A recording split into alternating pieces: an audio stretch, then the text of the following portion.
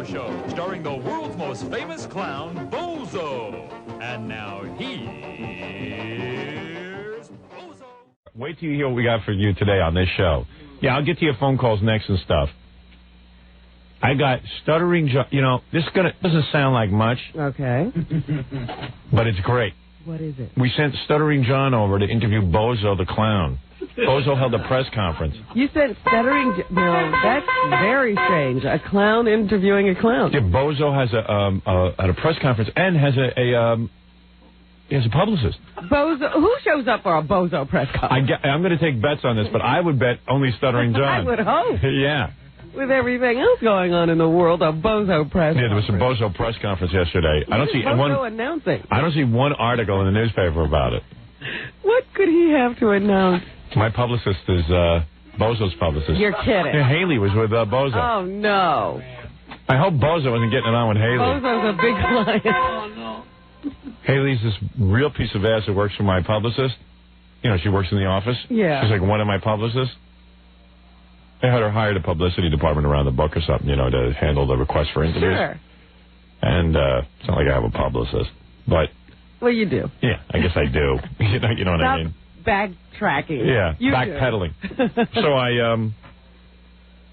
Haley's like blonde and got big breasts, and I just can't think of like Bozo with that nailing her. Funny nose. Yeah, funny nose and shoes getting her, and I'm not. Me. Is he free? Is he free to roam, Bozo? But anyway, it must have been uncomfortable for Haley because, you know, she represents me and she represents Bozo, and then Stuttering John shows up, so she had to throw Stuttering John out. At one time, she represented Stuttering John. Did she really? Yeah, he was represented by them when he was pushing his album. Oh, that's funny. So you're on the list as, she even represented me. Right. You're on the list with Bozo. Yeah. Our list of clients includes... But you know what's funny? When she represents me, her main job is to keep me out of the newspapers. And when she represents Bozo, it's like, hey, Bozo's going to have a press conference. And, you know, Bozo wants to see some press. He wants to see results. What do we do now?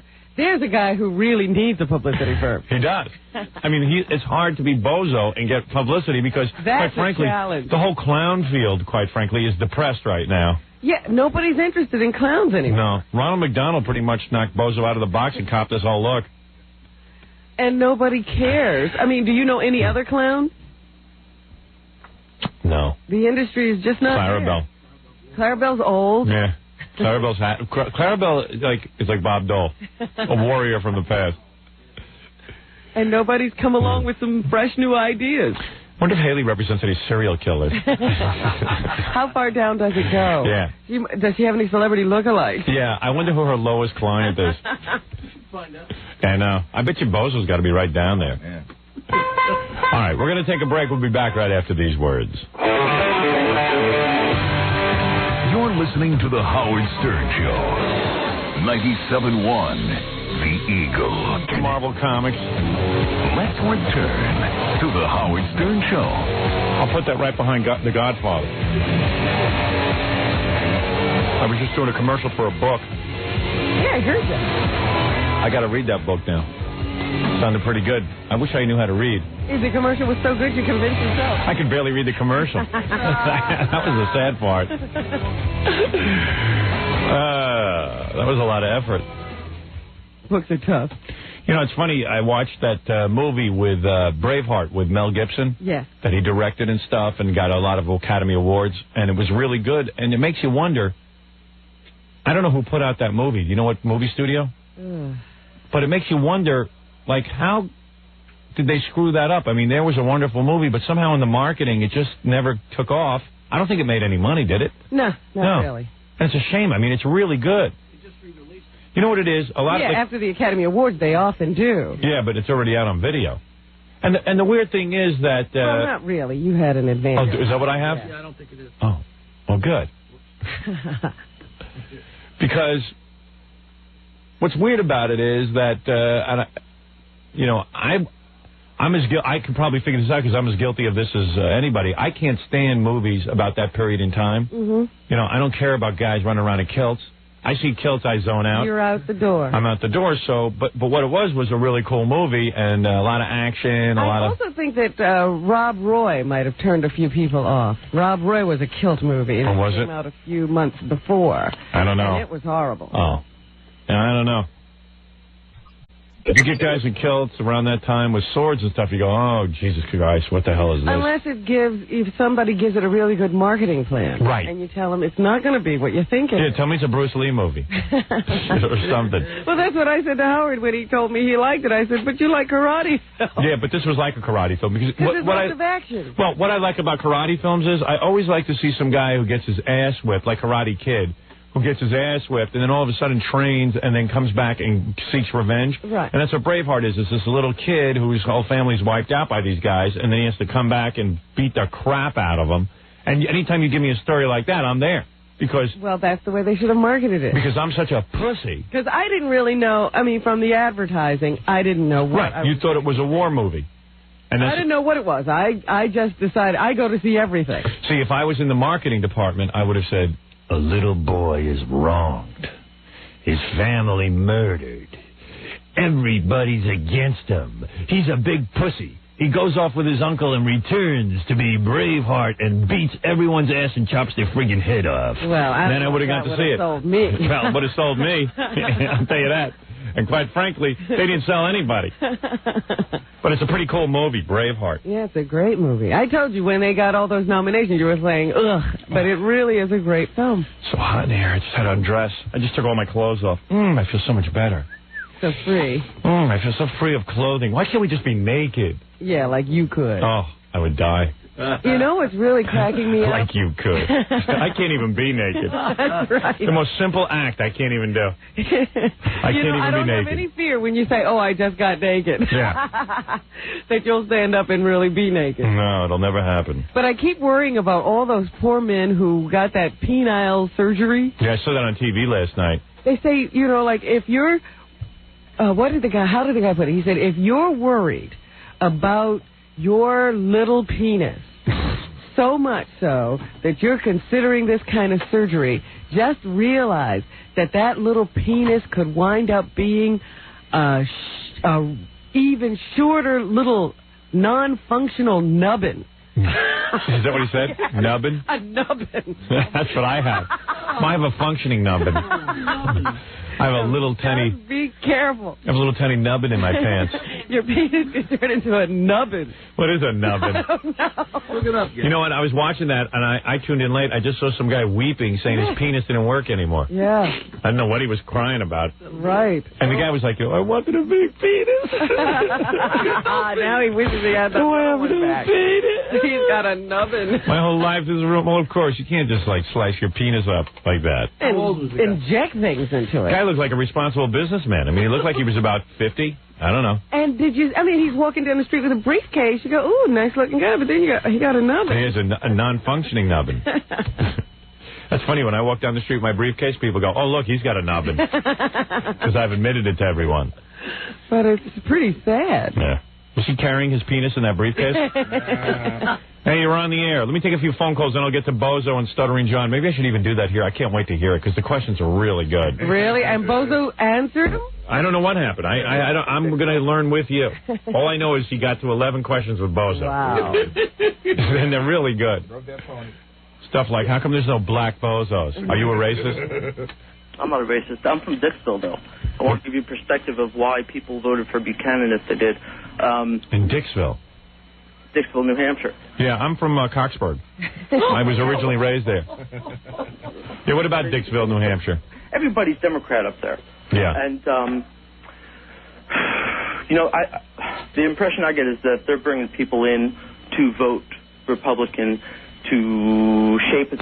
Hi, San Diego, you're on the air. Who cares? Wrong program. Yeah. For that kind of boring conversation. Yeah, call up, WABC. Call up the Bob Grant program. Yeah, I understand what you mean, sir. Okay, I'm going to take another call. Howard. What are you doing, John? I'm not ready for Bozo yet. Oh, Gary just told me to come in. Yeah, well, Gary listens with half an ear and you listen with less. I was out talking to Black Jeopardy contestants. Okay. He's overwhelmed. Yeah. Hi, San Diego, you're on the air. Yeah, dude, you're talking about Bozo, and you said that he wasn't in the paper or anything? Yeah. Out here, when you guys go to the break, I guess it's coming over the wire. Some little thing about he's looking for new guys to be Bozo. Yeah, well, I'm sure that it must be really big news, you know. What probably happened in San Diego was that they heard us talking about it, so she ran out and got the press wire. The Bozo story. The Bozo story. But nobody beside us is reporting on the Bozo story. You know, that sounds right, because they said something about Robin's show in April. Right, Orlando, you're on the air. That guy can't figure that out. Orlando, you're on the air. Hey, Howard, you were talking about Hooters in the Night this morning? Yeah. Here in Orlando, they run news and everything right up until when you have the announcement, you know, this is Howard Stern or whatever. Right. So you didn't hear Hooters in the Night? No, I didn't hear nothing. Well, in Orlando, God forbid, they should not do the show the way I want them to do it. I mean, they're such programming geniuses out there. The only news outlet there, and if they don't give the news, you won't get it. Why would you order this show and go through the problems and the hassles of getting this show onto your radio station and trusting me with 4 hours or 5 hours of your airtime a day and then not run the beginning of the show? Why would you do that? Why would you be that foolish? I don't know what they're doing in Orlando, but why not end whatever they're doing that they've done all night?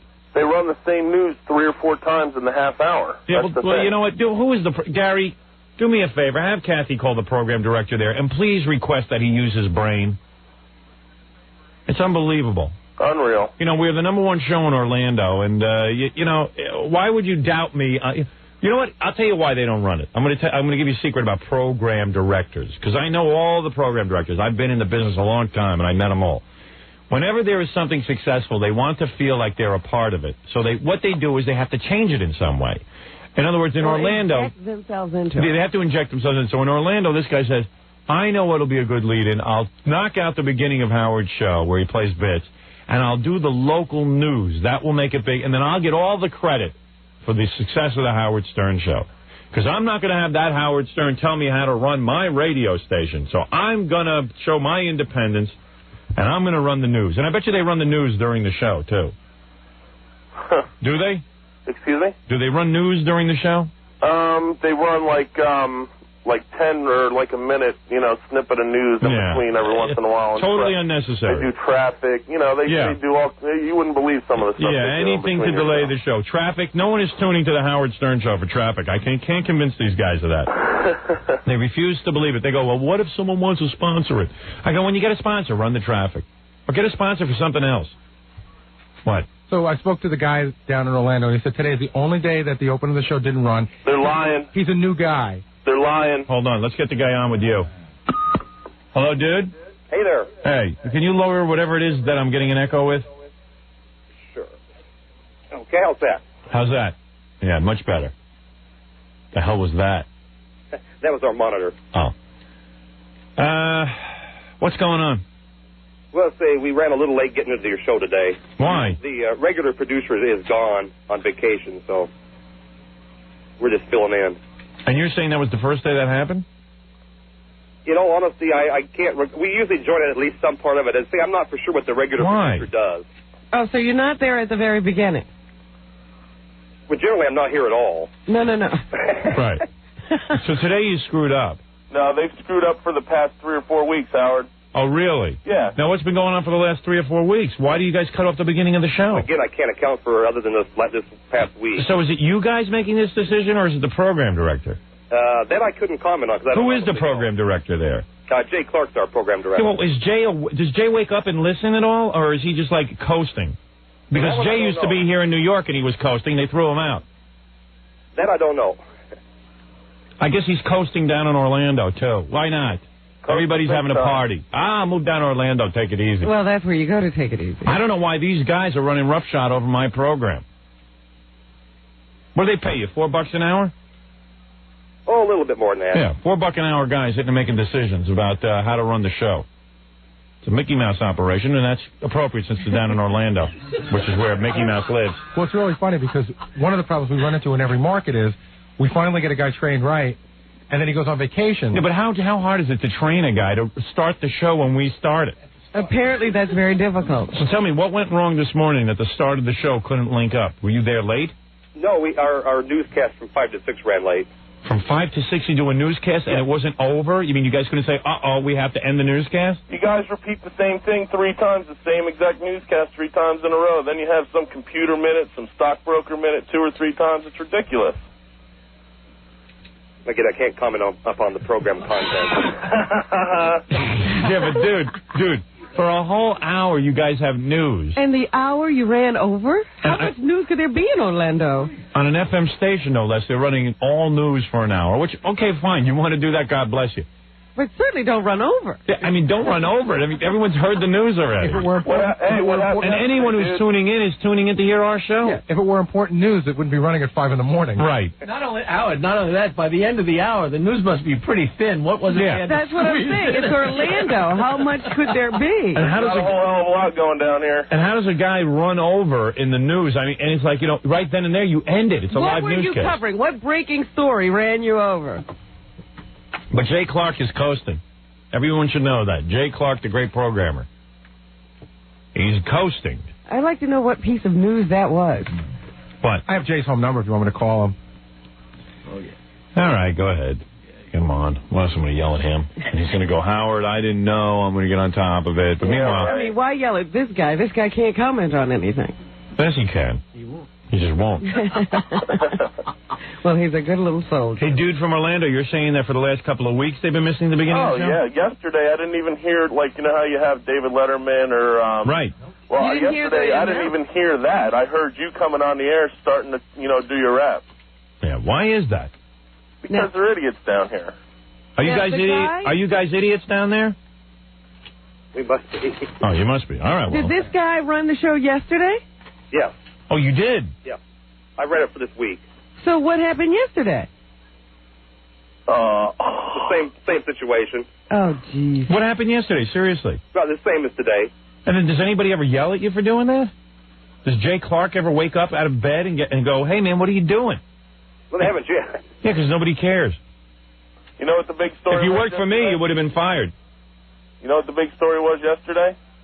Some kid had some Indian tobacco pouch or something, and the school took it away from him. So that ran into our program. Yeah. Yeah. What? I don't understand why it's a big joke. I'm not laughing. Why is it such a joke? Well, I'm not laughing either. So. Yeah, I mean, I don't understand how come you can't do your job. I don't understand why you can't get my program on time. What goes wrong? I mean, your whole job is to get my program on, and you can't do it. Doesn't that tell you something? Oh, did you go to college? Yeah, I did, actually. 4 years? Yeah. And you graduated? Mm-hmm. And you can't get our program on time? Let me guess, you went to UCF? No, that's wrong. Wait a minute, I'm still trying to figure this out. The news comes on from 5 to 6. We start programming at 6, true? Yeah. About 2 till or something like 2 that. minutes in front of 6 now. Okay. 2 or 3 till, and you couldn't get us on until after they announced that this was the Howard Stern show? I think we joined it today right when you began the live show. Well, what did you do in all that time? They did the weather. And what was happening in all that time? And where's our Orlando CIA hole? Hey, dude, you want to be our Orlando CIA hole? I'd love to. Yeah, we'll send you a badge. I'm going to fire the one that we have. All right. Yeah, he obviously isn't doing his job. We don't hear about that. I get up. Well, Gary, where is Jay Clark? Or is he on hold and I just can't tell because you still haven't fixed that phone problem that I told you to fix yesterday? Yeah, the phone problem's fixed, Howard. You're on that line. What about this line? You can't dial on this line? No. The phone line's fixed. Jay is not available. So why wouldn't you come in and tell me that? Because you were on a roll and I wasn't going to bother you. I'm on a roll, but I'm sitting here. The only reason I'm on a roll is I'm sitting waiting for Jay to get on. I know. Howard, I was just going to the phone 2 seconds ago. I had the wrong number for the guy. I was trying to track him down. I'm still working on it. It took you 12 hours to make a phone call? Howard, the number I had was incorrect. Yeah. The guy changed his number. My fault? No. Now I'm trying to get another number for him. I'm doing How are you going to get another number for him? I'm going to try to talk to this guy down at the station. Well, how are you going to talk to him if I'm talking to him? I know. I was just coming in. You mean 5 minutes you were gone? I wasn't gone that whole time minutes. that took? I wasn't gone 5 minutes. Yeah, both. I had to redial the number 3 times. You should run our show in Orlando. You can do the same job this guy's doing. I don't understand how you can't run my show on time. I'm not getting an explanation. Yesterday this happened and today it happened. I mean, yesterday, were you upset that it happened, that you didn't get to the show on time? Hello? Oh, were you talking to me or the caller? No, I'm talking to you. What does it have to do with the show? He's not doing the show. You are. Maybe I should. I would like this caller to run my show. He cares. Let me ask you something. When you didn't get to the show on time yesterday, were you upset? I tried to get it as quickly as possible to it. Right. And then when it happened, did you say, well, why? Did you question yourself and say, well, I wonder why I can't get the Howard show on time? Actually, we have discussed that. And what happens in the discussion? Who do you discuss that with? With the news anchor. Right, the news anchor. Mm-hmm. Who's he, Dan Rather, someone nationally famous? Who is the news anchor? Jay Moore is our news anchor. Jay Moore is an overnight news guy, right? He comes in mid-morning. Mid-morning. Like 3. 3 o'clock in the morning. Yeah, thereabouts, He comes in 3 o'clock in the morning, does an hour's worth of news that he rips off the wire. And this is the guy who can't get off on time. Yeah, well, it's his big break. And you and him sat down together yesterday and said, gee, why can't we get the Howard show on time? We have discussed it, yes. And then what happens in the discussion? Why do you believe that you can't get to my show on time? Well, in all honesty, there isn't an excuse. We just run long. I see. And did it upset you this morning when, again, you failed to do your job? Well, I wasn't terribly thrilled. Right. I mean, I don't mean to pick on you, dude, but this is what Jay's supposed to be doing. He's the program director, but Jay obviously doesn't care. Hey, why do all the air personalities all day say this is the Howard Stern station, and then you can't get the show on time? Why don't they say it's the overnight news guy station? Because his show goes off without a hitch. He must have some explanation for why he can't do the news within an hour. Yeah, but tell me something. How many days in a row has this happened? Under your watch? How many days have you been there? How many have I been here? Yeah. Let's see. This would be fifth. Fifth day. Uh-huh. And all 5 days so far, you've not gotten to my show on time. That I don't recall. Oh, come on now. This guy is saying that for the last 5 days you haven't gotten to the show on time. At least the last 5 days. At least the last 5 days. Longer than that, I'm telling you. The last 3 weeks. Yeah, he did. But since you're not accountable for the last 3 weeks, what has happened for the past 5 days? Have you ever once... I'm going to get tape of this, so, don't lie to me. Okay. I honestly just don't recall. You don't recall whether or not you got to the show on time? You don't know what time you get to the show. So obviously it doesn't matter to you, because if you don't recall, that means it absolutely made no difference to you. If you don't know if you did your job, maybe you shouldn't get a paycheck this week. Maybe you won't remember getting your paycheck. Well, I have to only comment to the fact that I've never been strictly told exactly when I have to go on. I assume as long as I could get on with the live part. I see. Oh, you assumed. Well, you mean the little recorded intro doesn't matter? You've decided that doesn't matter. In other words, that's not the beginning of the show. You've decided when my microphone opens, that's the beginning of the show. Well, no matter how sloppy it sounds, no matter what point, if you join in the middle of a bit or whatever, it's okay. Well, it would sound better, yes, if we started at the beginning. All right. I see. So you think it would sound better if you joined us at the beginning of the show? Yeah. All right. But you don't care whether you get there or not. No, I didn't say that. Like, you know how a craftsman sometimes cares about getting to the, making everything look perfect? You don't care about things being perfect. No, I wouldn't say that. I think what he cares about is the guy who's sitting there with him. Right, because he's in the room with him. Right. I would cut... Now, here's what I want you to do. Cut that guy off. Just start our show. I don't care if he's in the middle of a sentence. Or are you not man enough to do that? That's fair. My show is much more important to the Orlando station than the overnight news that has been repeated 3 times. Just cut him off. Is he there now? Tell him he's going to be cut off. Is he there now? I can pass that along. Is he there now? Yes. He is. Can he pick up an extension, please? I'll inform him if you're not man enough to do it, or if Jay Diamond, or whatever his name is, Jay Clark. Jay Diamond's the idiot on ABC. Okay, let me check for you real quick. See what we're dealing with? Everybody's a Jay. Hello? Hello? Is this the news guy? No. Oh, this is the caller. Yeah, I see what you're dealing with. Bunch of idiots. Well, I was going to tell you, you can't trust anything that other guy's telling you, because he already lied. He told us he only did it today. Yeah. Then we caught him that he did it yesterday, too. Now he's done it for 5 days. Yeah. Huh. Hello. News guy. Yeah. How you doing? Listen, because no one is man enough to do this, I will do it. From now on, when you're reading your news from 5 to 6, what's going to happen is when my show starts, you're going to be cut off. Okay? Okay. It's not going to be the other way around. All right. I got nothing against you. I'm sure you're a top news guy. But I'm saying if you're in the middle of a syllable, I am going to cut you off. You got it. All right? All right, thank you. Okay, Howard. Let me speak to that board op again. Sure. Hold on. No, that's Jay on the phone. Oh, that's Jay? Hey, get the board op on. Well, that went through one ear out the other, didn't it? Yeah, well, you just do what I'm telling you. Hey, Jay, you there? Yeah. All right, Jay, let me ask you something. When you left New York Radio, did you retire? No. Are you still the program director down there? Let me check. Yeah. Oh, do you ever listen to the station? Yep. Do you hear what goes on when our show comes on? Let me put it to you this way. I was going to scream at him this morning. Oh, I see. So for the last 3 weeks, my show sounds like a sloppy mess in the beginning. That's not true. Who took your station to #1 in the morning? You did. Why wouldn't you want to get the show on as quick as possible? We do. Then why are these guys sitting and doing the news while my show is on? As far as I know, that's happened, and I know your guys going to disagree, but the last I knew, and I've been listening because I get up at approximately 5:30. You mean you've been hearing this? No, I've heard it for 2 days. No way. You bet. You want to prove it? So if you want to, it's been happening for 3 weeks. It has not happened for 3 weeks. Well, I've not heard the beginning of Howard's show for at least the past 2 weeks that I can remember. Well, that's not true. In fact, yesterday you said that you didn't even hear the. I didn't hear the intro. Well, the intro was on. No, even the board op, Jay, even the board op admits that it wasn't on. The board op admitted it. The intro was on yesterday. No, it wasn't. Well, yes, it was. Hey, board op. Yeah. Was it on yesterday? Again, as I mentioned before, I got a tape of it. I tape the shows in every market every day. Was it on yesterday? as I had mentioned earlier, I don't really recall. No, it wasn't on yesterday. Yes, it was.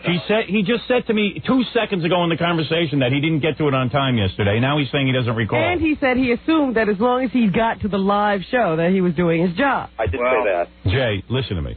When a guy, listen, I'm not saying it's a major offense. It just would be nice if the show, if I'm sitting and doing a show, why not get it on? Hey, I agree. But I don't like somebody saying that it hasn't been that way for 3 weeks when I know it has. Well, but you're saying it wasn't like that yesterday, and it was. No, what I'm saying is the intro, probably not the total intro. I see. Total intro. The total intro. You're talking about all the bits. Jay, please.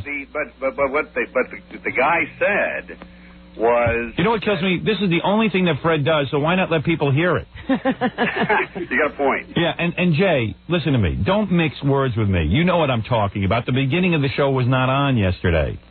You're talking about the intro little part was on. That's correct. Yeah, Jay, come on. And then when you hear it, and you're telling me, this is worse, you're telling me you hear it and you don't care. No, that's not true. Why wouldn't you call the board up and say, what's the confusion down there? Well, today I was going to, because today was really awful. Yeah. But you know, and for the past 3 weeks, by the way, this listener is not lying. No. For the past 3 weeks, what's happened is probably just the little David Letterman intro has been on. No, that's not true, Howard. Well, come on, Jay. How many things are you going to tell me are not true, and then it is true? But even Jay has said... I can tell you that one is not true. Even Jay has said, though, they're joining in mid-bit. Yeah. Well, but Jay doesn't... See, Jay's mixing words here. He's saying it's a question of semantics. For yesterday, that's correct. I am telling you that for the last 3 weeks, some variation of the show has been off. There's been different variations of the show. And I'll do this for you, Howard. I'll send tape up. Thank you. That will prove differently. All right. I want to thank this caller who should really be the program director down there in Orlando, because he listens to the station and understands what the intro is versus the David Letterman intro. And Jay, I'm surprised at you. What is going on? Well, what's going on is Carol Dedman, who is your usual producer, was on vacation. I see. So as soon as that happens, all hell breaks loose. Well, it's not supposed to. I see. How long has she been on vacation? She's been on vacation 1, 2, 3, 4, 5 days. Well, according to this listener, this has been going on for 3 weeks. No, that's not true. I'm not saying that just the David Letterman intro or whatever has only been coming on, but that we have not been hearing all the little sketches and bits. You mean only one person can do her job? She's the best at it. She's excellent at it. And joining the show? She's excellent at doing the job. All right, so do me a favor, Jay. Issue a memo that says if the news guy who's sitting there is in the middle of his dopey news, cut off the news and get to the Howard Stern show. That the Howard Stern show starts at 2 of 6. Right? That's easy. Thank you. All right. All right, everybody happy? Thank you, Jay. Okay, Howard, thank you. Why an hour of news? I don't know, but that's your problem. Well, it's working. All right, as long as it's working. Okay. Thank you, buddy. Righto. Right. Bye. Those are my friends in Orlando. You notice how you have to pin people down? Oh, boy. Nobody will tell the truth. Chiasano's the same way. They're all the sneaky. Them. They're all sneaky little slimy guys. Howard? Jay, did the intro run? Howard, I swear to you, the intro ran. Oh, it ran, but there's a guy saying it didn't run. He's lying, Howard. You're saying the intro ran? The David Letterman intro ran. But what about all the other stuff? Well, that did not run. But wait a second, that's the intro. Well, you said the David Letterman intro. I said no, the entire intro to the show. Oh, God. It's like, and it's all guys arguing in deep voice. That's even more annoying. That's That the most news annoying. man was something else. Hello? Hello?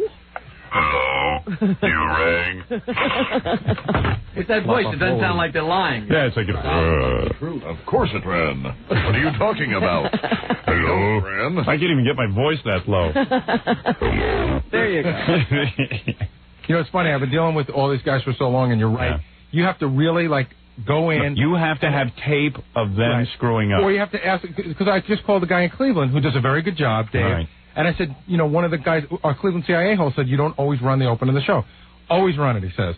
Then you pry a little bit more, and he says, well, sometimes I get in a minute late. No, he and I'm gets like, in. And I'm like, why? He goes, well, because there's a song playing. And I said, listen, nobody wants to hear a Cream song. Yeah. You know, we've heard it a million times. Just, you know, nicely fade out. And he doesn't know how to, he doesn't know how to back time into an intro. Well, we give him a minute and a half? We do start at a different time every day. I I guess, see. yeah, we do give him 90 seconds. You're right. Of course, we give him 90 seconds to plan it. All right, look, tell him to cut off the song. No one cares about the Cream song. But the Cream. In a white room with black curtains. I mean, how many times are you going to hear that? But it's funny because you call the guy and you say, you run the open of the show? And he goes, yep, I run it. No problem. And I go, and he knows what you're talking I about. go, you never miss anything. And he goes, well, sometimes, but after the fifth time you ask, sometimes I get in a minute late. Yeah. You got to wear him down. I got to take a break, and then I want to play Bozo and Stuttering John. Okay, great. Okay, and then we'll have Black Jeopardy. There's a big show today for Black Jeopardy. It's Black History Month. It's Ash Wednesday. Anyone who wants to get ashes on their head, Lots on the agenda. there's a lot on the agenda. And there's just a lot on the agenda.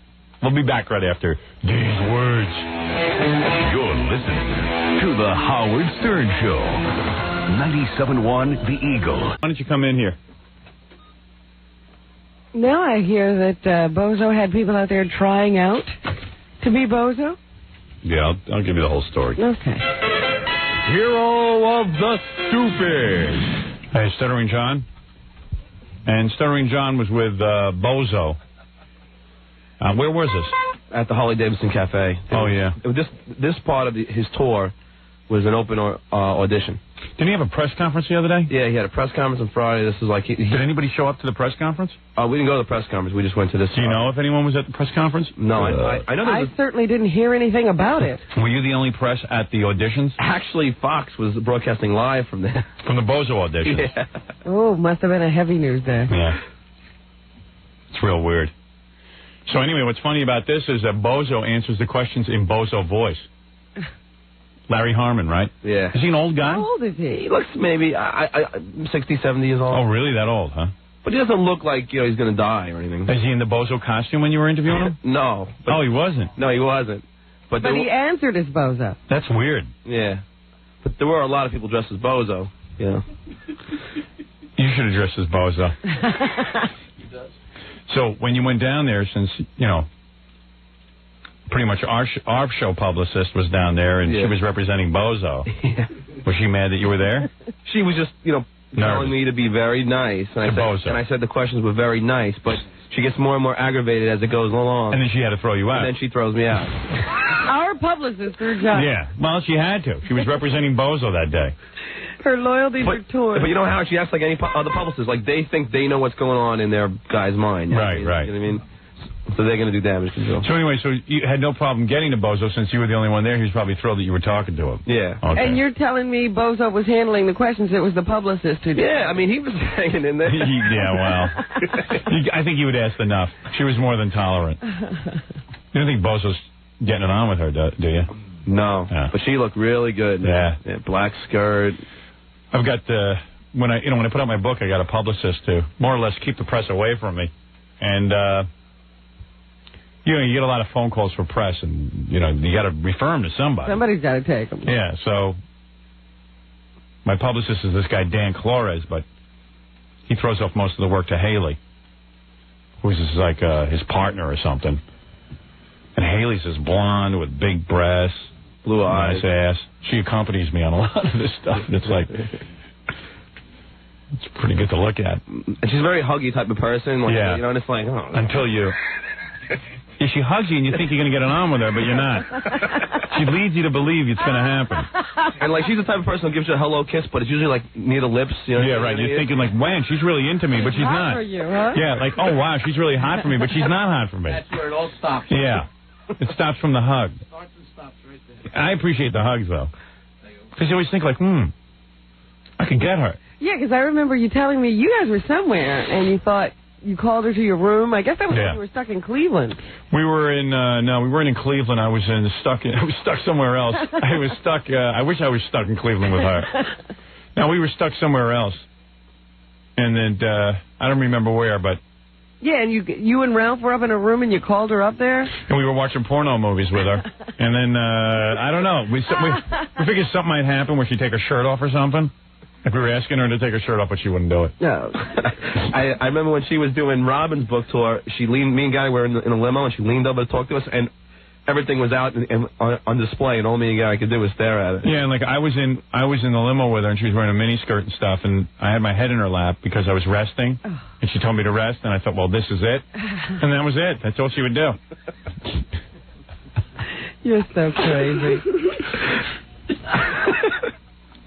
And then Ralph was trying to feel her ass, and she said no. And that was the end of it. But you can see why. That was Ralph. Ralph's another guy thinks he can get Haley, but he can't. Thank goodness. Yeah.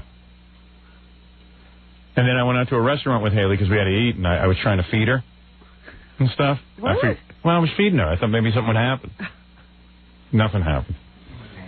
Haley shouldn't have to lift her own fork. She works hard enough.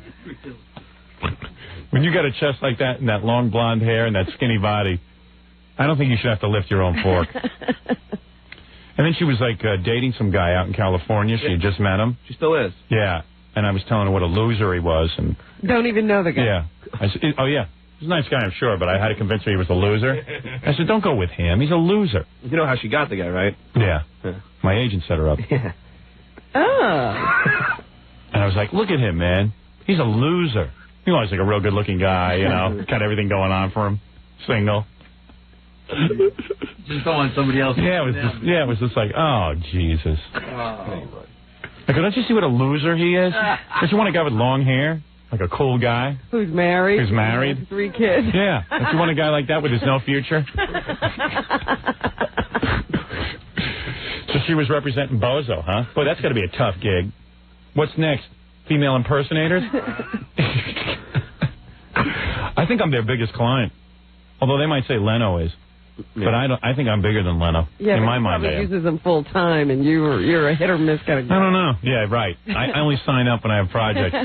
Although I would like them to be the publicist on my movie. Mm-hmm. But I don't know. That's up to Paramount Pictures.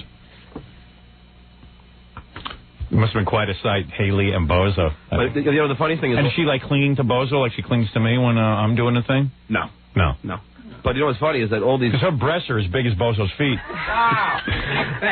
The funny thing is that you have all these guys audition in front of, like, a crowd. So they're all being Bozo, which is really And, like, what do you have to do to audition to be Bozo? Like, you know, like, you got to go do his laugh. Oh, yeah? And dance. I was so embarrassed for the Bozo garb all the time? Yeah, they're all wearing Bozo the Clown out. Don't you think Ronald McDonald ripped off Bozo? Yeah, definitely. I mean, there should be some sort of suit. All right, so here's Stuttering John with Bozo. All right. You got to get into it. Everybody knows Bozo, don't they? I don't know. That's a Bozo no-no to bring that up, Robin. I don't think a lot... You see, it depends where you grew up, because Bozo isn't in every market. Oh. Bozo was a franchise. Yeah, I'll tell you how it works. You get a local Bozo. That's why they need so many goddamn Bozos. Instead of doing a national Bozo, which would probably be off the air in a week, right? They go into these small markets and have a local Bozo show. Sure, I remember Bozo came to our school. Yeah, and then it gets canceled. Like, I know in New York I had the real Bozo. Right. I think I had Larry Harmon. Oh, really? I think so. I thought he was in Chicago or something. That's what someone told me the other day, that he was in Chicago. I go, wait a second, maybe he was like that disc jockey who gets on a plane and flies and goes like Tom Joyner. You think? Yeah. Well, you know, Willard Scott was the Washington Bozo. Yeah, he still is. He's a national Bozo. He is a national Bozo. He wears a wig. So, yeah, Willard Scott has a weird career. No wonder Brian Gumble wants him off that show. Why would you want a Bozo? Yeah, Brian's looking at him and saying, this guy was Bozo. Yeah. I guess Willard Scott figures if Mike Wallace could be a game show host, and do 60 Minutes. Yeah. He can certainly do the weather. That's no big deal. Yeah. Hey, you know who was the Albany Bozo? Tom Chiasano, our general manager. Oh, no. Hello, boys and girls. Learn to save money. Yeah. All right, let's get back to the interview. Because the L.A. Bozo was there. Oh, the L.A. Bozo was there? Yeah, Is he like a big deal? Well, yeah, like he was like the one introducing all the Yeah, because my wife had the Boston Bozo, and my wife actually was on the Bozo show. Really? As a kid, yeah, that's like her big thing, that her dad got her, like somehow my father-in-law knew some guy who knew Bozo, and it was a whole big thing. Wow, he really had connections. And got Allison and, my wife Allison and Bruce, my brother-in-law, on the Bozo show, and I think Allison got thrown off the show for like screwing up. What did she do? She was a bad kid. She had behavior problems. Really? Yeah. She had behavioral problems. She was in some contest of some kind, and she did a Bozo no-no and was thrown back into like a pit ring or something. Bozo Neverland. Yeah. Bozo no-no. My wife was Butch for the Day. Do you What know does that mean? Well, evidently. Do you remember this, Jackie? No. See, this must have been unique to the Boston Bozo. Yeah, because I don't remember a Butch for the Day. I don't know. It's a weird concept, and I don't know what it was, but like they choose one kid to be Butch for the day, and my wife, my father-in-law paid off a guy at the Bozo thing, so she could be Butch. So she could be Butch for the day, and then there was a whole controversy that Butch for the day had been paid off, and that it wasn't fair. Payola. Evidently, somebody squealed. But what did you have to do to be Butch for the Day? What does that get you? I got to call my wife and ask her one day. I know she's taking the kids somewhere this morning, so she's not available. She's not available for this conversation, but Butch for the Day. Yeah, Butch for the Day. Come with some special privileges or something? I don't know. Things were going okay, and then my wife screwed up, and then someone brought up the fact that the Bozo had been paid off to be, to make this kid Butch for the Day, and the kid wasn't really qualified to be Butch for the Day. I don't know what Butch. If anyone knows what Butch for the Day is. Well, it's interesting that you're saying that. I can't believe that Bozo could be paid off. Yeah. Guy of such high integrity. Yeah, but how much does a Bozo make, Robin? I mean, if he gets a chance for like a 200 or a fin or something, I don't know. How much does it cost to buy Bozo? A fin. Hey, Bozo. Here's a fin. Make my kid Butch for the Day. Here, Bozo, here's a little schmear. Here's a schmear, Bozo. Hey, Bozo, come here. Kiss me and tuck us around. We got you my kid, Bozo. Hey, Bozo, how much will it take to make my kid Butch for the Day? You end up paying off stupid things just to make your kid happy. Oh, boy. My wife remembers being very happy that she was Butch for a Day until they threw her off. Wow. Because it was brought up that she didn't really deserve to be Butch for the Day. Yeah, I guess he was just supposed to pick somebody Butch for the Day. It wasn't supposed to be a thing you could buy.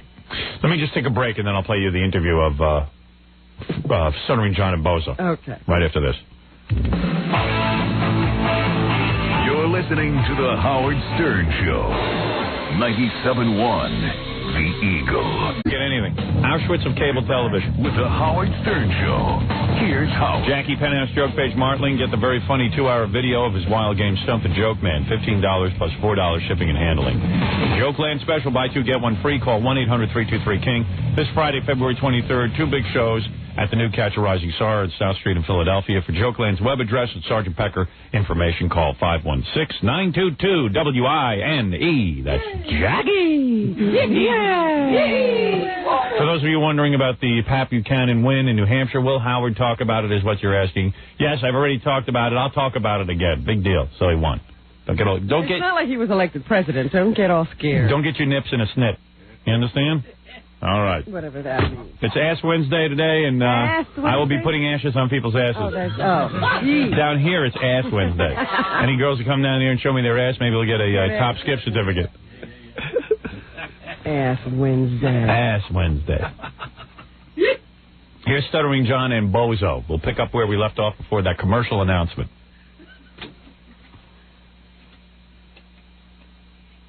How you doing, Larry? How's it going? Fantastical. I don't even come in a bottle. Here we are at the Harley Davidson. Little Bozo humor. Yeah, he's doing his whole thing. Fantastical. In cafe. Yeah. How's it going? You having a good time? Fantastic. This is for WXRK Radio. How are you? Well, great. We got all the wonderful people here from New York and surrounding territories auditioning to play Bozo in the future. Let me ask you. I wonder where they're playing Bozo, because I know in New York there's no Bozo. Well, that's what they were auditioning for, I thought. Yeah, but, I mean, if there's no Bozo... There's no Bozo here. There's got to be work. But there's parties. Yeah. Oh, is that what it is? No, I don't know. Do they do private parties? We should hire him to do something. I'm Something also stupid. concerned that Bozo doesn't ad-lib very well. Well, it's Bozo. Fantastic. Fantastical. Fantastical. Let me ask you. Sure. Why do so many serial killers turn into clowns? Oh, I didn't know that they did. Well, there have been some cases, like with John Gacy, John Wayne Gacy. Well, maybe in their fantasy, their mind, I don't try to seek their psyche somewhere. I don't try to reach out. But I suppose if they're trying to play the part of something else in their imagination, they may try to do it. But I have no idea what Bozo's talking He about. doesn't even. Bozo. Psychological Bozo. Well, that's why he's Bozo. No brain I'm trust far there. from figuring that one out. Let me ask you, aren't you afraid of infiltration of the Bozo ranks by pedophiles? You try that one again? Aren't you afraid of infiltration of the Bozo ranks by pedophiles? And what do you mean by that? Like maybe clowns who want to be with kids, No, I've been doing this for 50 years, and we have scrutinized every single Bozo we've had. We've never had a problem in 50 years. I've trained 203 Bozos. And the best thing I can say is we've given back is peace, understanding, love, and laughter. You're saying there's been no pedophile Bozo? No pedophile Bozos. See, I think Bozo is a high-end clown like you get on TV and stuff, so they attract a better crowd. I see. But you can't tell me some of those clowns aren't pedophiles. I mean, Bozo... John Wayne Gacy certainly was. Bozo sounds like the Pope trying to cover up that some priests are pedophiles. I'm sure he must have heard that some clowns are pedophiles. I mean, nobody, you got to question that whole clown thing. Well, if they're, in every group of clowns, yeah. Statistically, it's not possible not to have had some. Right. Damn, my computer's making so much noise that I got to turn it off. Everyone's telling me to listen to that. Yeah, I hear it. I thought that was just room noise. That's you? It's my computer. My IBM 755 CD is really having a tough day. It's powerful for us. Yeah, and I can't dial into my house either. Having a lot of problems this morning. Although I have no problem playing my Pamela Anderson clips. I downloaded a whole bunch of Pamela Anderson video. Want to see it? You're kidding. Video? Video, yeah, I carried it around with me. Hey, now. Silly. I got to show this to you. I got some great stuff. What kind of clip? Well, I'll show you in a few. After Bozo, I'll show you. And after Black Jeopardy. Is she talking? I'll give you a treat. You'll see. Something to look forward to. Listen to that. I bet it's shut down. I had some good notes, but I can't get to them. Gee, I hope you don't lose Pamela Anderson. No. I won't lose that. I don't want to turn it off, though. Hold on, Robin. Let me just... What are you going to do? I don't know. I need my computer at my side, or else I lose my powers. I'm computer man. Let's get back to Bozo. I don't mean to interrupt the flow. He's into it. Bozo is pretty confounded by these questions so far. Oh, they get worse. But he's hanging in there because I don't think there's a whole bunch of other people to interview him. I think he's hanging in because he just doesn't understand the question. Well, I think he understood that one. No, he's like, do that one again. And the best thing I can tell you is we've given back is peace, understanding, love, and laughter. And we scrutinize them so closely, it'd be impossible, almost impossible. No Bozo scandal there. It's impossible for them to get beyond being either a... He lost that Bozo voice pretty quick, didn't he? Like, what happened to that? A little fantastical. Any Bozos pedophiles? Hey, look, buddy. We've given back a lot of crap here, and I don't know of any Bozos. I don't know any pedophile Bozo, and I don't even want that even brought up. I mean, even the conversation like that could lead to rumors. Wonderful, wonderful, beautiful addition to the human race. Oh, thank you. Let me ask you, don't you ever feel guilty that you ripped off Clarabelle? Clarabelle never talked. What do you want to tell me about that? Have you ever made love to your wife as Bozo?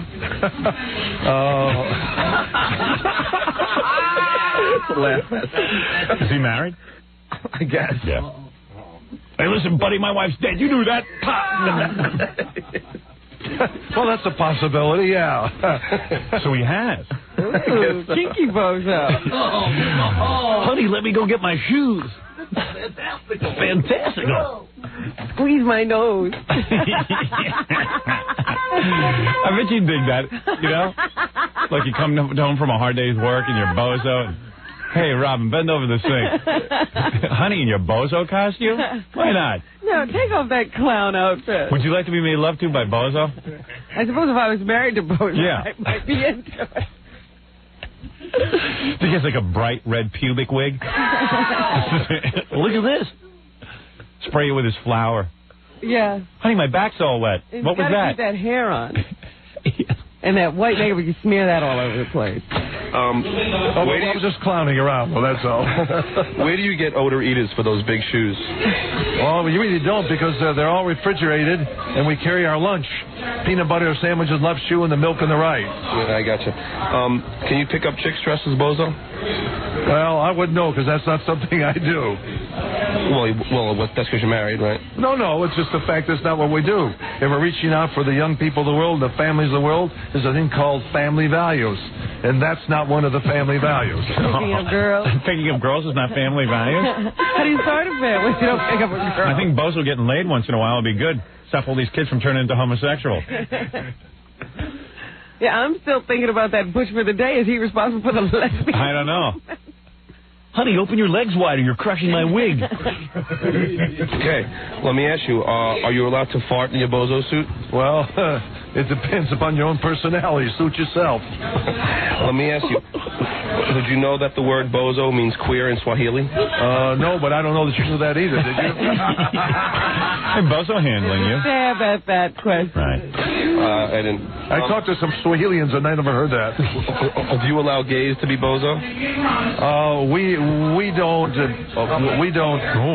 take anybody, anytime, any place, and discriminate for any reason. Oh, I thought there was going to be a controversy there. You know, Bozo knows that our Lord Jesus Christ sees homosexuality as a sin, and I must Bozo tell you, reads the Bible. Yeah, and I don't think it would be healthy for Bozo. Not that I have anything against homosexuality, but I don't think Bozo should be a gay. That would have been cool.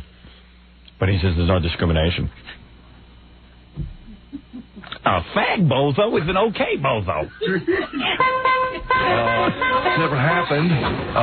For whatever reason, I don't know. He says it never happened? Oh, there are none, but they don't discriminate. Oh, please. I am sure there are gay Bozos. Judging by the audition, I think so, too. Really? People look a little light in their flowery pants. Yeah. A little light in Seem like a requirement. You're not saying all Bozos are gay, but there could possibly be some gay Bozos. Okay.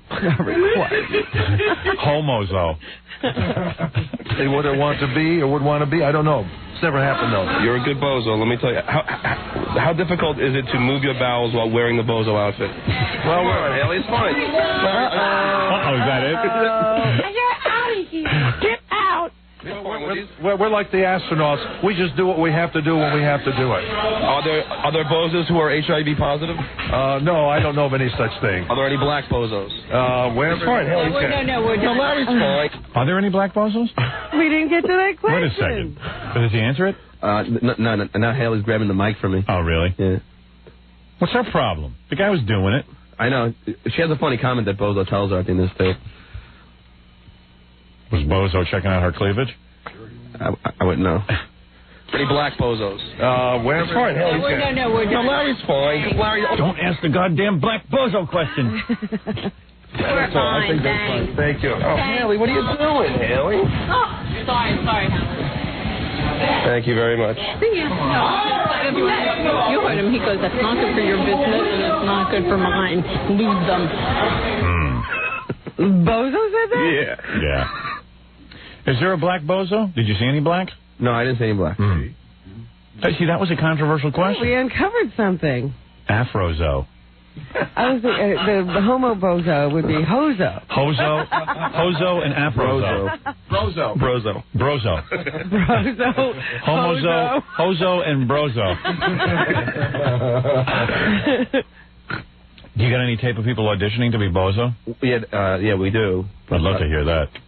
Yeah, they shot some good stuff. Maybe they could get some of that in here later in the program. I'd like to see a guy audition to be Bozo. I'd like to see the guys they reject. Like homeless guys. Who loses that gig?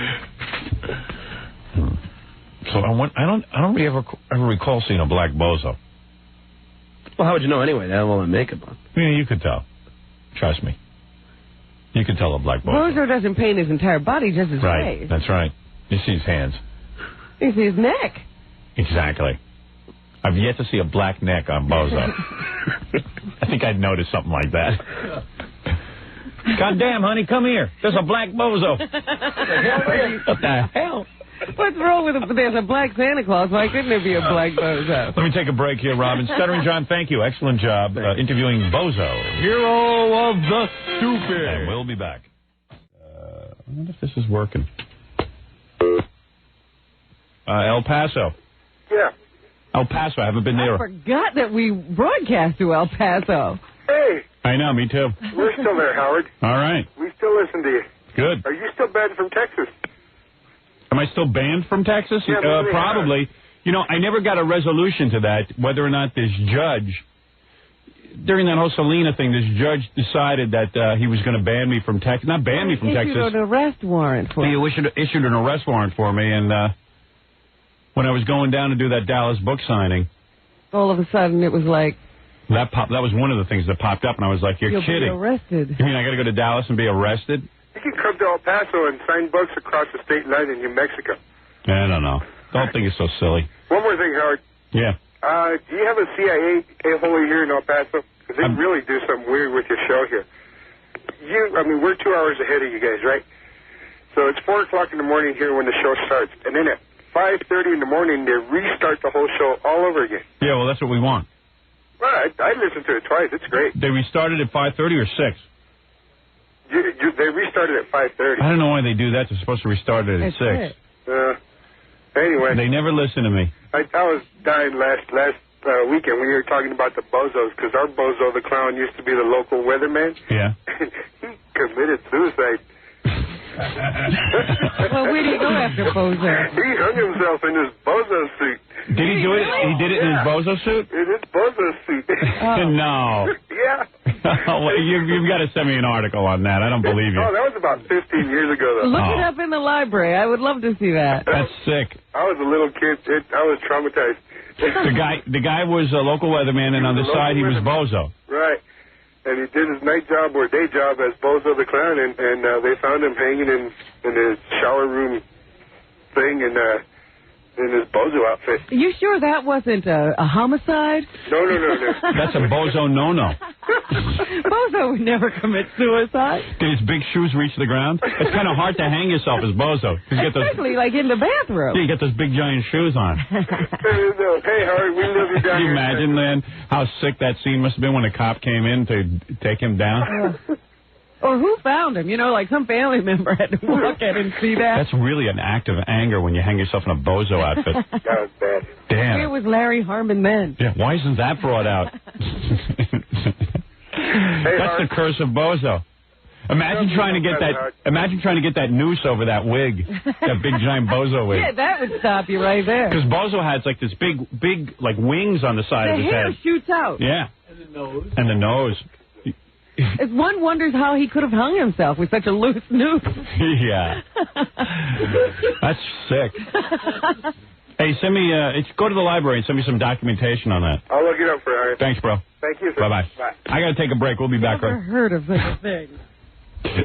Bozo side. We'll take a Bozo side.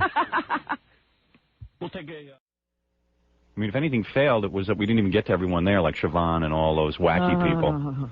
I was going to say, Siobhan looked more frightening Saturday than I've... yeah, really. See, I didn't get to see that. I think that we won't be hearing from Siobhan too much longer. What was wrong? I mean, what did he look like? I can't describe it, but you know how he's been having this general deterioration from his high point of almost looking like a woman, but a very bad-looking woman, to now, I can't describe what he looked like. I don't know what that was. I didn't recognize it when it got up on the floor and started dancing with Sucrete Gable.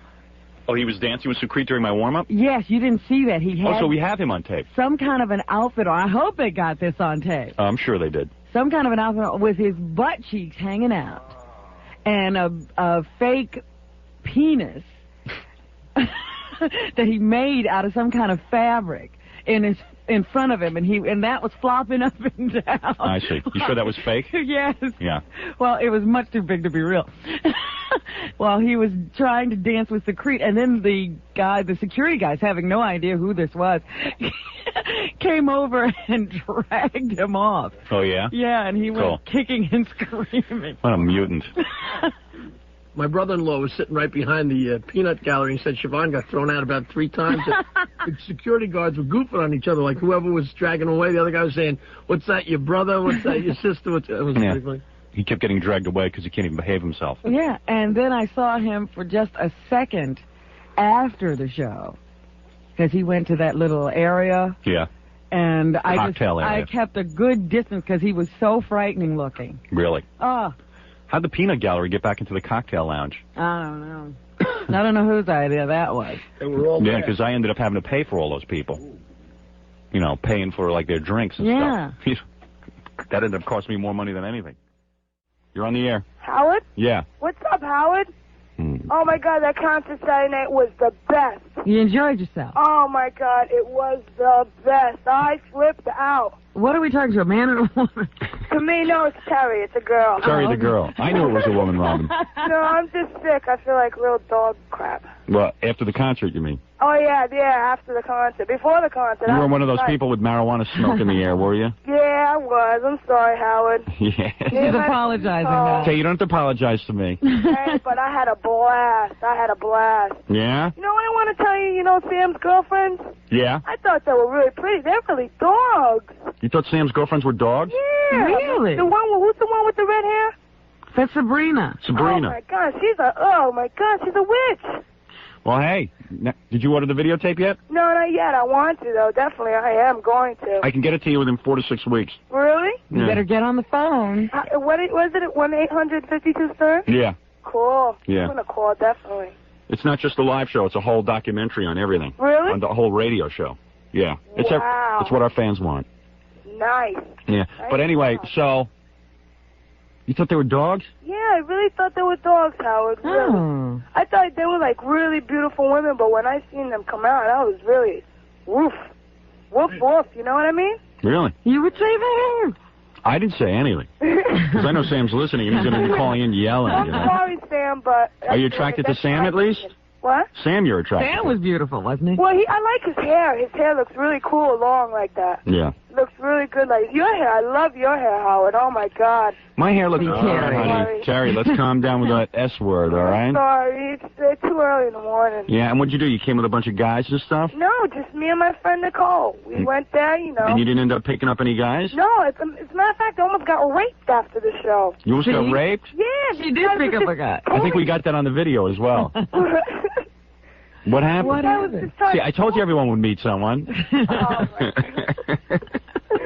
Oh, Howard, you're great. What happened to you? Nothing. These guys, I was scared. I had jumped on the floor. You know how everybody jumped on the floor at the end of the show? That was the most awesome. Wait till you see that on the video. That's on the video. Yeah, Really? yeah, yeah. I got all that. Oh, everybody got on the floor. It started like this mad party, and then they crushed the wrestling rink.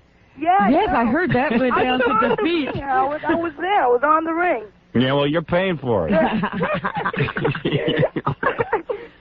Because all I know is I was sitting at the table watching Leslie play. Yeah. All of a sudden I look up and the whole floor is filled with people. Right, they were right on that tennis court. Right.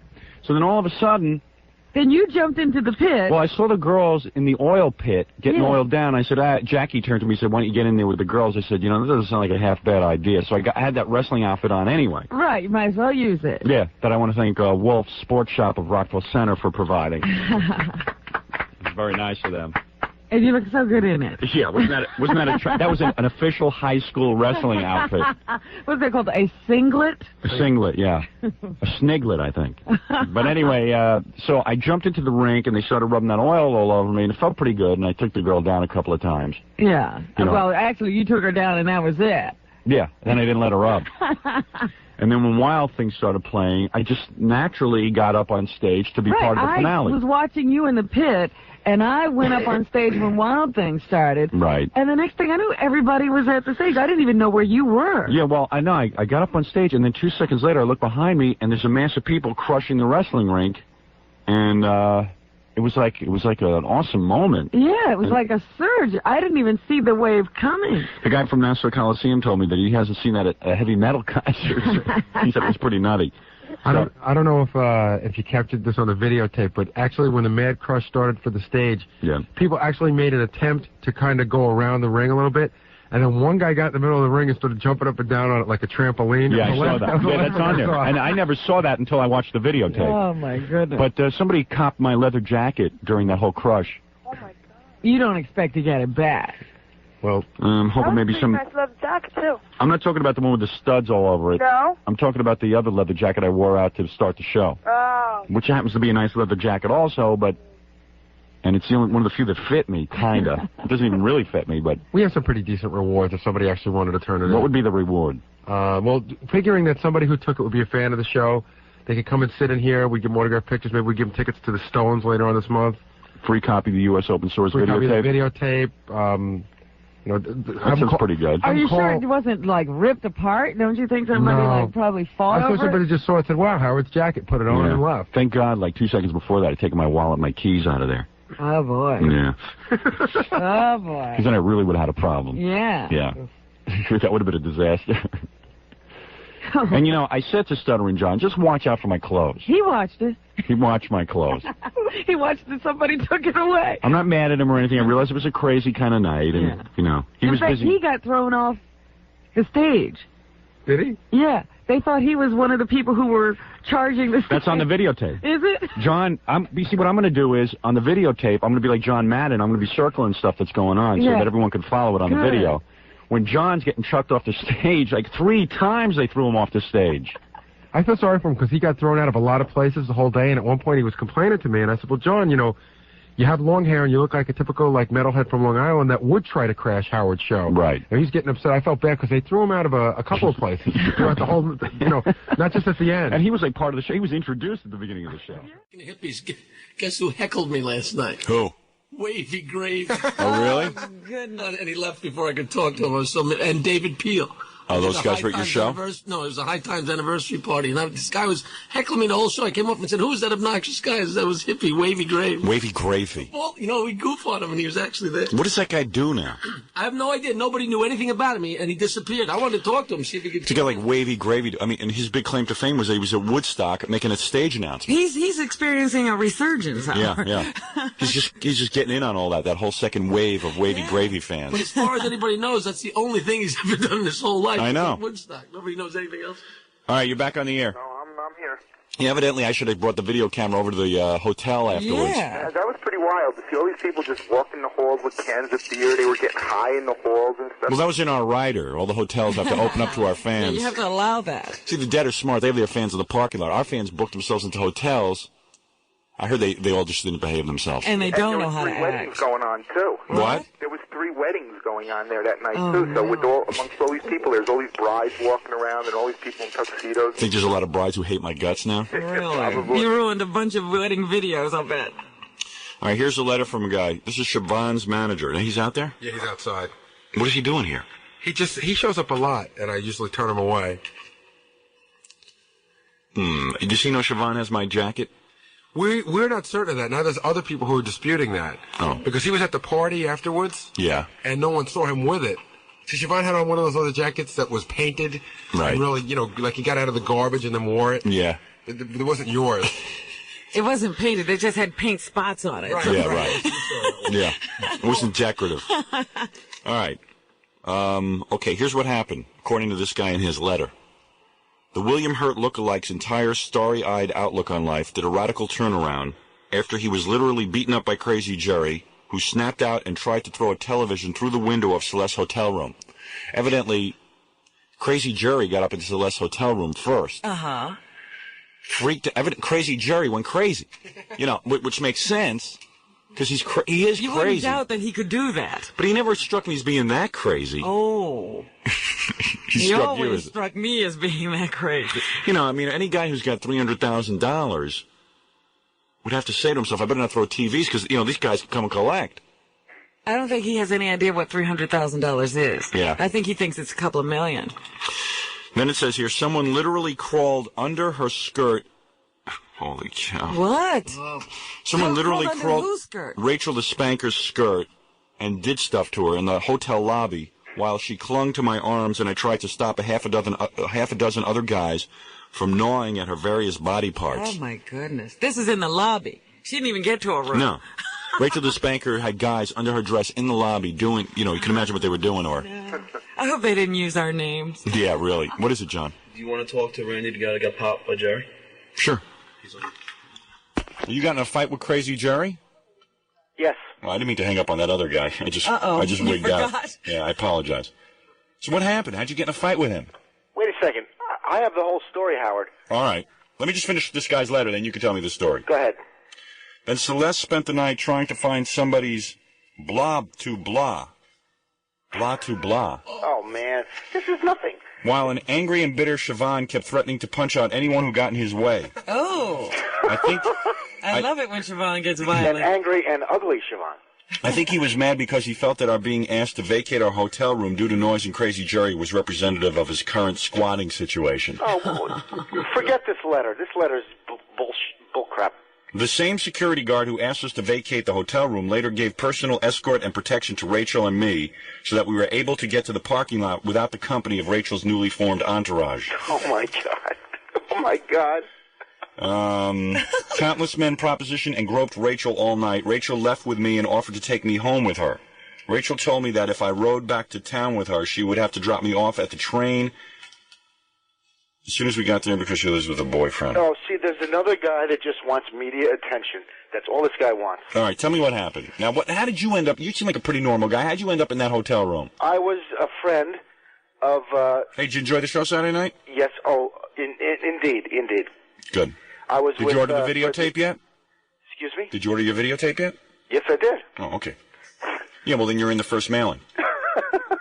You are. Fred the Elephant Boy gave me one of his comp tickets.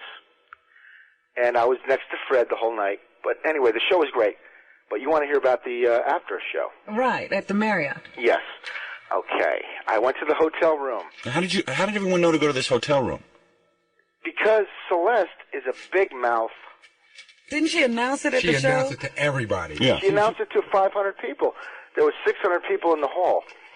My brother was at the after-show party, and he said, "Are you going to the party in room blah, blah, blah of the Marriott?" Because Celeste was walking around the party going, room, 635, party.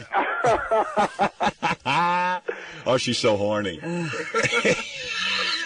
Okay, so Celeste is announcing to all the listeners that she has a room at the Marriott. Yes. Right. Yes. So I'm up there at the room. I did not know about the private party, so I went over to the room, and I got inside, and all of a sudden, Crazy Jerry comes over. He was there? Yes, because he didn't know about the private party either, thank God. Thank God. Thank goodness, yes. Yeah, I throw a private party for people who helped out with the show, and all I know is it's filled with, worse than Crazy Jerry. You know what I mean? It was just filled with regular guys who listen to our show every day. Yeah, I wound up doing a personal appearance. Yeah, it was weird. But, my intentions were good anyway. But go ahead. Okay, anyway, I got into the room. I had some friends of mine. We're having a nice, quiet evening. Fred the Elephant Boy's there because that's the guy I was with. Mm-hmm. And all of a sudden, some people come at the door, and I let them in. I'm being nice. It's Crazy Jerry and his friends. So I let them in. Siobhan comes in. And the noise starts happening. Crazy Jerry couldn't shut his GD mouth. And GD mouth? Security comes up. Right. What was he doing, screaming? Well, how loud could he have been? How loud? He was just screaming? Hey, you're funny. Everybody's funny. Okay, yeah. Jerry. Hey, that's pretty good. He is loud. Yeah, he is. He could be loud and real annoying. Yeah. Anyways. And he was with Gina Man, right? No, Gina Man was lost. He accused Jerry accused me of kidnapping Gina Man. Are you serious? This comes up in the next story, Howard. Well, let's get to the next story then. So Crazy Jerry's being loud, and he just out of the clear blue, he must have been loaded, comes up to you and starts accusing you of kidnapping Gina Man? That's the next story. He comes up to me, and, okay, Jerry, you can come in. Celeste is not here. Celeste invited you. I did not invite you. Okay. Sit down, have some fun. He starts yelling. His friends are here. They're nice guys. But Jerry starts yelling, and security comes up. Gets these guys out of the room right now. Okay, Jerry, you have to leave. I'm sorry. I'm sitting in a chair. Now, why are you in charge of all this? Because I happen to pay for half the room. You paid for half the room? Yes, and Celeste wasn't there. She was in Wait your a second. private Wait a party. second. You were going to stay in the room with Celeste? Yes. Oh. No, wait, whoa. Then you're No, a weird... don't put it that Just let me think of this guy's Yeah, normal. he's supposed to be normal? No, he's not. He's Hey, with Celeste? Imagine chipping in on a room with Celeste. All right, yeah, so how did she convince you to do that? Because it was only $25. I mean, everyone chipped in $25. Well, only me. As it turns out. I guess maybe she just wanted to get him. She's a media whore. Get on this. Not only is Celeste looking for some trim, but she's charging the guy for it. All right, yeah, so go ahead. No. All right, so for $25 you're in, and you're in charge of the room. Anyways, the phone keeps ringing. I finally take it off the hook.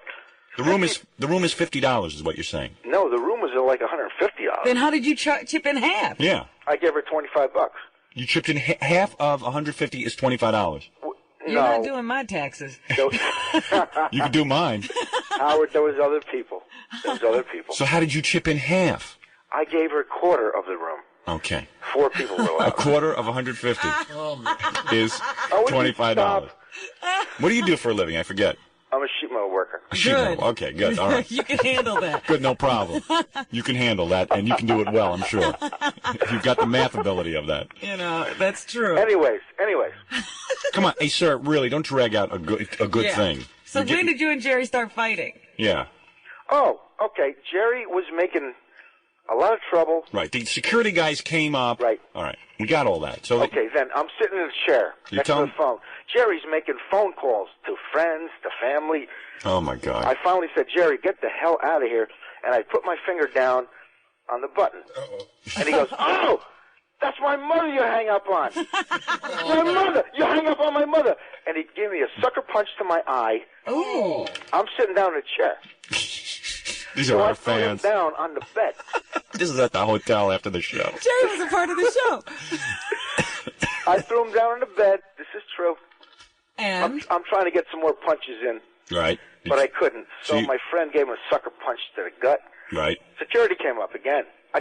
Now there's 4 guys. There's 2 big black guys and 2 big white guys. All right, so what happened? They hauled Jerry out of there? They hauled him out of there. So when did he throw the TV through the window? Oh. He wanted to. He wanted to so bad. All right, so then he got thrown out. Yeah. And what happened? Rachel the Spanker was up there? That's afterwards. All right. All right, come on, we can't do the chronology. You are the worst storyteller, sir. I'm sorry. You'll never be on the radio, that's for sure. Okay, Howard. Oh, okay. Jerry came back and said, I'm going to kill you. He looked in my eye. He came in. I don't know how he came in. Oh. All right, listen, why don't you collect your story? I got to take a break. Really, Hold we'll on. never get through. Yeah, this guy's just annoying. He's going to run it minute by minute. He's got some good information, but I don't have the time to extract it from him. We'll never get to Rachel the Spanker. The show will be over. I know. Just can't wait to hear how many cigarettes she had in her private parts. Yeah, she probably smoked a pack and a half. Yeah, I say she must have been nervous. She must have been chain smoking. Trying to quit. Yeah. All right, we'll be back. Coming up on Master Tape Theater, Howard gets the details on a hotel debacle following his U.S. Open Swords competition. All right, so what happened? They hauled Jerry out of there? They hauled him out of there. So when did he throw the TV through the window? And uncovers the real story concerning Rachel the Spanker's wild lobby sexcapades. She doesn't wear any panties, pulls up her dress in the middle of the Marriott Just lobby. in case anybody misses that she's not wearing underwear, she Right. always shows you. Yeah. And that's what coaxed the guy to start doing what he was doing. Which was to climb under her dress? Next on Howard Stern's Master Tape Theater. Around the world. Hey, this is Artie Lang, and you're listening to Master Tape Theater. All right, anyway, let's get back to this guy. Does this other guy want to come in, Siobhan's manager? Yeah. Does he really have something to say, or is he just going to be annoying? It's hard to, He's annoying. It's hard to tell. He could be annoying, but he's not loud. He was there. He was there. All right. No, he wasn't there. He wasn't there. Not for the whole thing. Well, he got there late. He was there for the Rachel thing, though. All right, we'll bring him in. Oh, yeah, the racial thing. That's what we want to talk about. When I got my TLC. What's that? Tender loving care, Robin. Hey, listen, you're getting on my nerves. If you want to talk about what happened at the Marriott, fine, but, get to it. I'm sure. Stop dragging it out. Okay, ask me questions. We don't know. And what's the question? The question is, what happened? You got punched in the face by Crazy Jerry, then you beat him up to a pulp on a bed, you said? No. You threw him down on a bed. Well. And then you had the security people throw him out. Yes. Then he got back in. And Yes. That's your whole story so far. Okay. Here's Siobhan's manager. Are you still his manager? Is he there? I don't think he stole your jacket if, you need somebody to defend him. Oh, okay. What's his... First off, I think, what do you do for a living besides manage, Siobhan? a little of this, a little of that. I write a little bit. I teach a little bit. Right. You teach? Teach who what? Teaches Siobhan how to find a place to live for the night. No, what do you mean you teach? Your kids aren't in public school, are they? Aren't in public school in the New York school system. Are you a school teacher? On occasion. Oh, okay. Oh, you're a substitute. Yeah, I sub. I just started teaching English at a private school in the afternoon. I see. And you want to get into managing, so you pick Siobhan. Well, you got to start somewhere, Robin. I got my show promoted on this show, didn't I? I got my first cable show on this show, didn't I? Yeah, well, it's been tremendous success. How come everyone else is making a living doing nothing, and I can't do nothing? I can't seem to make that work for me. Yeah. I always have to have a job. Yeah. Anyway, I didn't see you punching Jerry, Crazy Jerry. I'm talking to William Hurt now. You still there? Yes. What's your name again? Eric. Eric, it's Randy. Yeah, I know. I like William Hurt better though. All right. So what happened? The two of them so are just just tell me. wonderful together. So then, I think he was kind of scared to death that Crazy Jerry would come back to the room. He wouldn't even let me answer the phone. really? Mm-hmm. So what happened then after that? So what happened to this party? Who showed up? Elephant Boy and who else? Well, when I got there, William Hurt was alone with Rachel. Was Rachel the spanker? Yeah. That was it. That was No. Wrong. Wait a second. You're saying the whole room was Rachel the spanker? Siobhan was in the bathroom, but I didn't know that until 10 minutes later. Yes, Siobhan hid in the bathroom.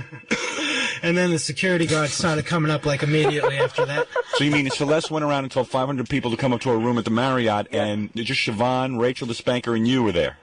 And Eric, tell the truth. Well, you tell it. Someone tell the truth. That's who was there when I got there. I mean, I heard there were like 500 people there 10 minutes before that. All right, listen, I'm losing patience with you guys. I'm not hearing any We don't stories. want an argument. Okay, wait a minute. I mean, what is the big... So what are you saying? Okay, I know William's eye was black and... What is William Hurt saying? So what are you disagreeing with, William Hurt? Because Eric didn't get there until... That's what I was saying. There were 3 of you there when I got there, right? Yes, sir. That's true. That's true. Why are you debating with William? Why are you debating? Because he can't tell what he didn't see. So what happened? So when you were alone with Rachel, did you get it on with her? No, I couldn't. See, that's why Celeste said that you gave her the $25.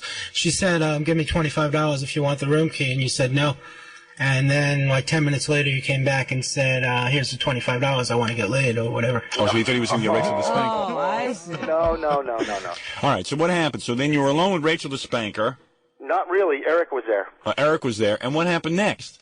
And she put a little ice on my eye. I got TLC from her. A little rub down. Little ice on my eye. What's ice on my eye? He had a black eye, so she put ice on his eye. Oh. I thought it was like a sexual thing, you know? She put ice on his eye. Oh, literally put ice on his eye. All right, so she didn't do anything to you, in other words. You couldn't even score with her. She's about the loosest sexual person I know. Oh, I don't know stop about it. that. Would you stop? Oh, he did score with her? No, I don't know about that. Being loose? Yeah. No, Really? everybody who Why, came you tried into the to? lobby scored with her. Well, you guys aren't exactly, the catches of the year. No offense. Everybody who came into the lobby of the hotel scored with Rachel. To a point. There was a sexual show in the lobby, Eric. Who? Celeste.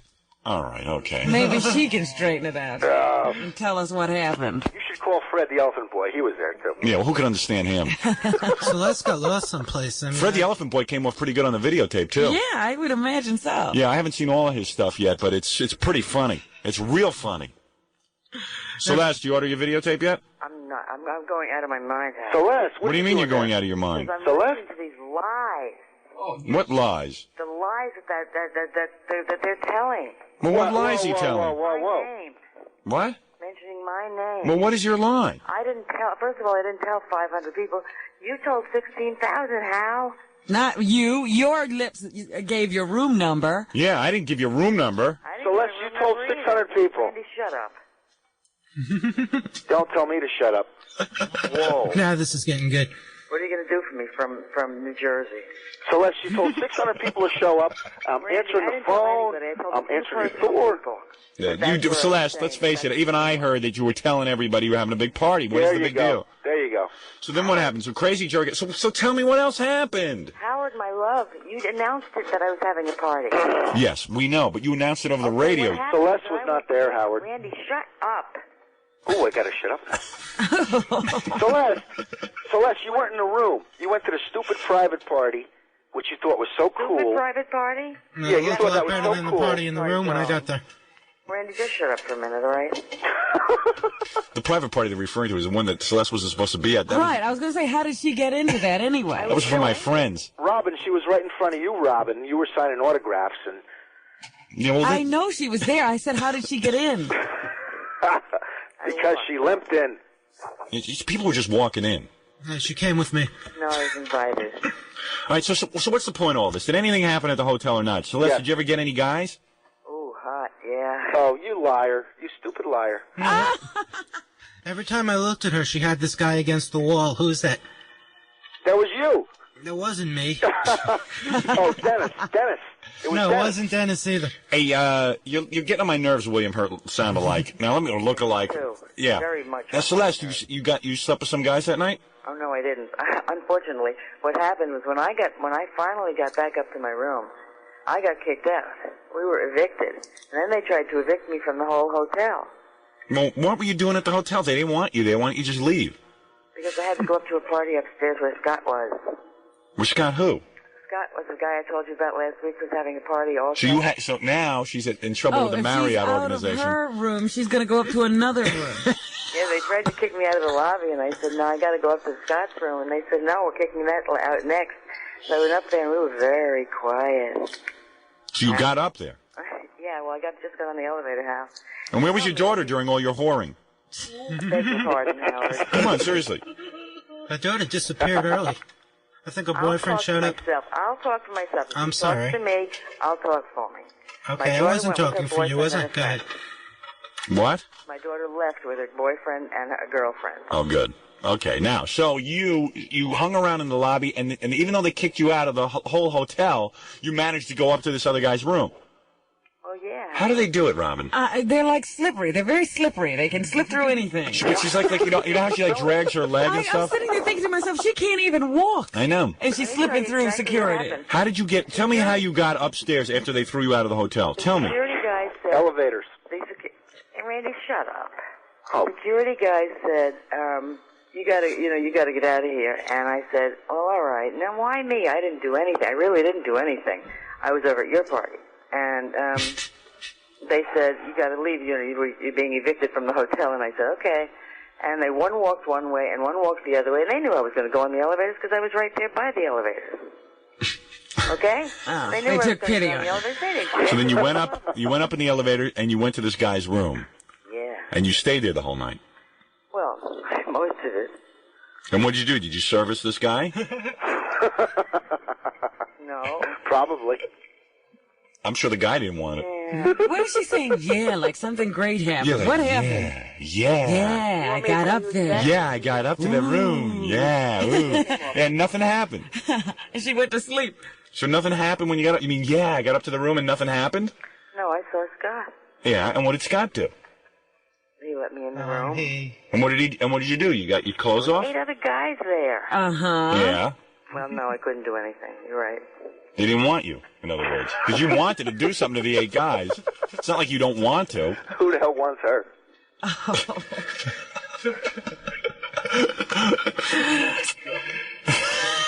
So she was in a room with 8 guys, and they all became celibate. Yeah, they became priests. Can you imagine, like, 8 horny guys have just seen a show, they're all drunk, they're all sitting around, and she walks in, and they're like... And she's ready for action, and they don't do anything? Well, but you got to see Celeste walk. You got to get this videotape just to see. Yeah, you do. You got to see her entrance onto the stage.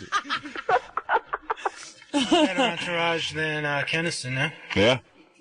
You do. I have a great entourage. Who else walks around with a big penis? Not Me. many people can brag about walking around with a big penis and really mean it. Yeah, it's hard to be noticed when you hang Why do I feel like the video camera should still be rolling? I know. Oh, boy. Oh, boy. Celeste, did you get your videotape yet? I ordered it the first day, Hal. Yeah. Then you're in the first mailing. You'll have it 4 to 6 weeks. Yes, Hal. She ordered it the first day. Well, she can call me how she ordered it already. Hey, so anyway, you so that's the whole story. Nobody got any action. Nothing else happened in the room. No, Crazy. I didn't say nobody got any action. Oh, wait a second. Well, like I said, what I wrote in the thing about, I don't know how much I can... Yes, sir. Eric, wait a second. Celeste, what is that? There's the guy who gave us the ride over there who's extremely hot. So did you get any sex or not? And he's the one that I was seeing pushed up against the wall. What is it, Gary? You know who the missing link in this whole story is? The only constant is Rachel. She seemed to be around the whole night. Yeah, I tried to... Yes, she was. I called her yesterday, and I started to leave a message on her machine, Right. and she cut me off. I guess a boyfriend was standing there or something. Rachel's not her real name. I think that's... Yes, we know that. We know that. And I don't think a boyfriend knows that Hey, Howard. it's Rachel the spanker. Howard? Oh, he knows. 'Cause Yeah. I tried to call back, and I kept getting a busy... I've called her for phone sex, so he knows. So, yeah? Howard? Yeah? Crazy Jerry came back at the end of the night. All right, you want to know something? I'm fed up with all of you. Well, you know what, Howard? Jerry was trying to find Chinaman when he picked up the phone. And this dick hung up on him. Guess what? Chinaman is Crazy Jerry's uncle. Is that right? He accused me of kidnapping him. All right. Listen, I got to leave. I got to leave this conversation. Okay, pal. Because Well, I I can't. hope Jerry found China Man. That's, you know. Jerry's still out in the parking lot of the Nassau Coliseum screaming out for Chinaman. Howard, your parents are lovely. Oh, please. Listen. Stay away from Stay her. away from my parents and stay away from my family. She acts as if she actually is our friend. I know. She's- He's got a gun! Ow! Ow! What is wrong with you? What is wrong with you? Nothing.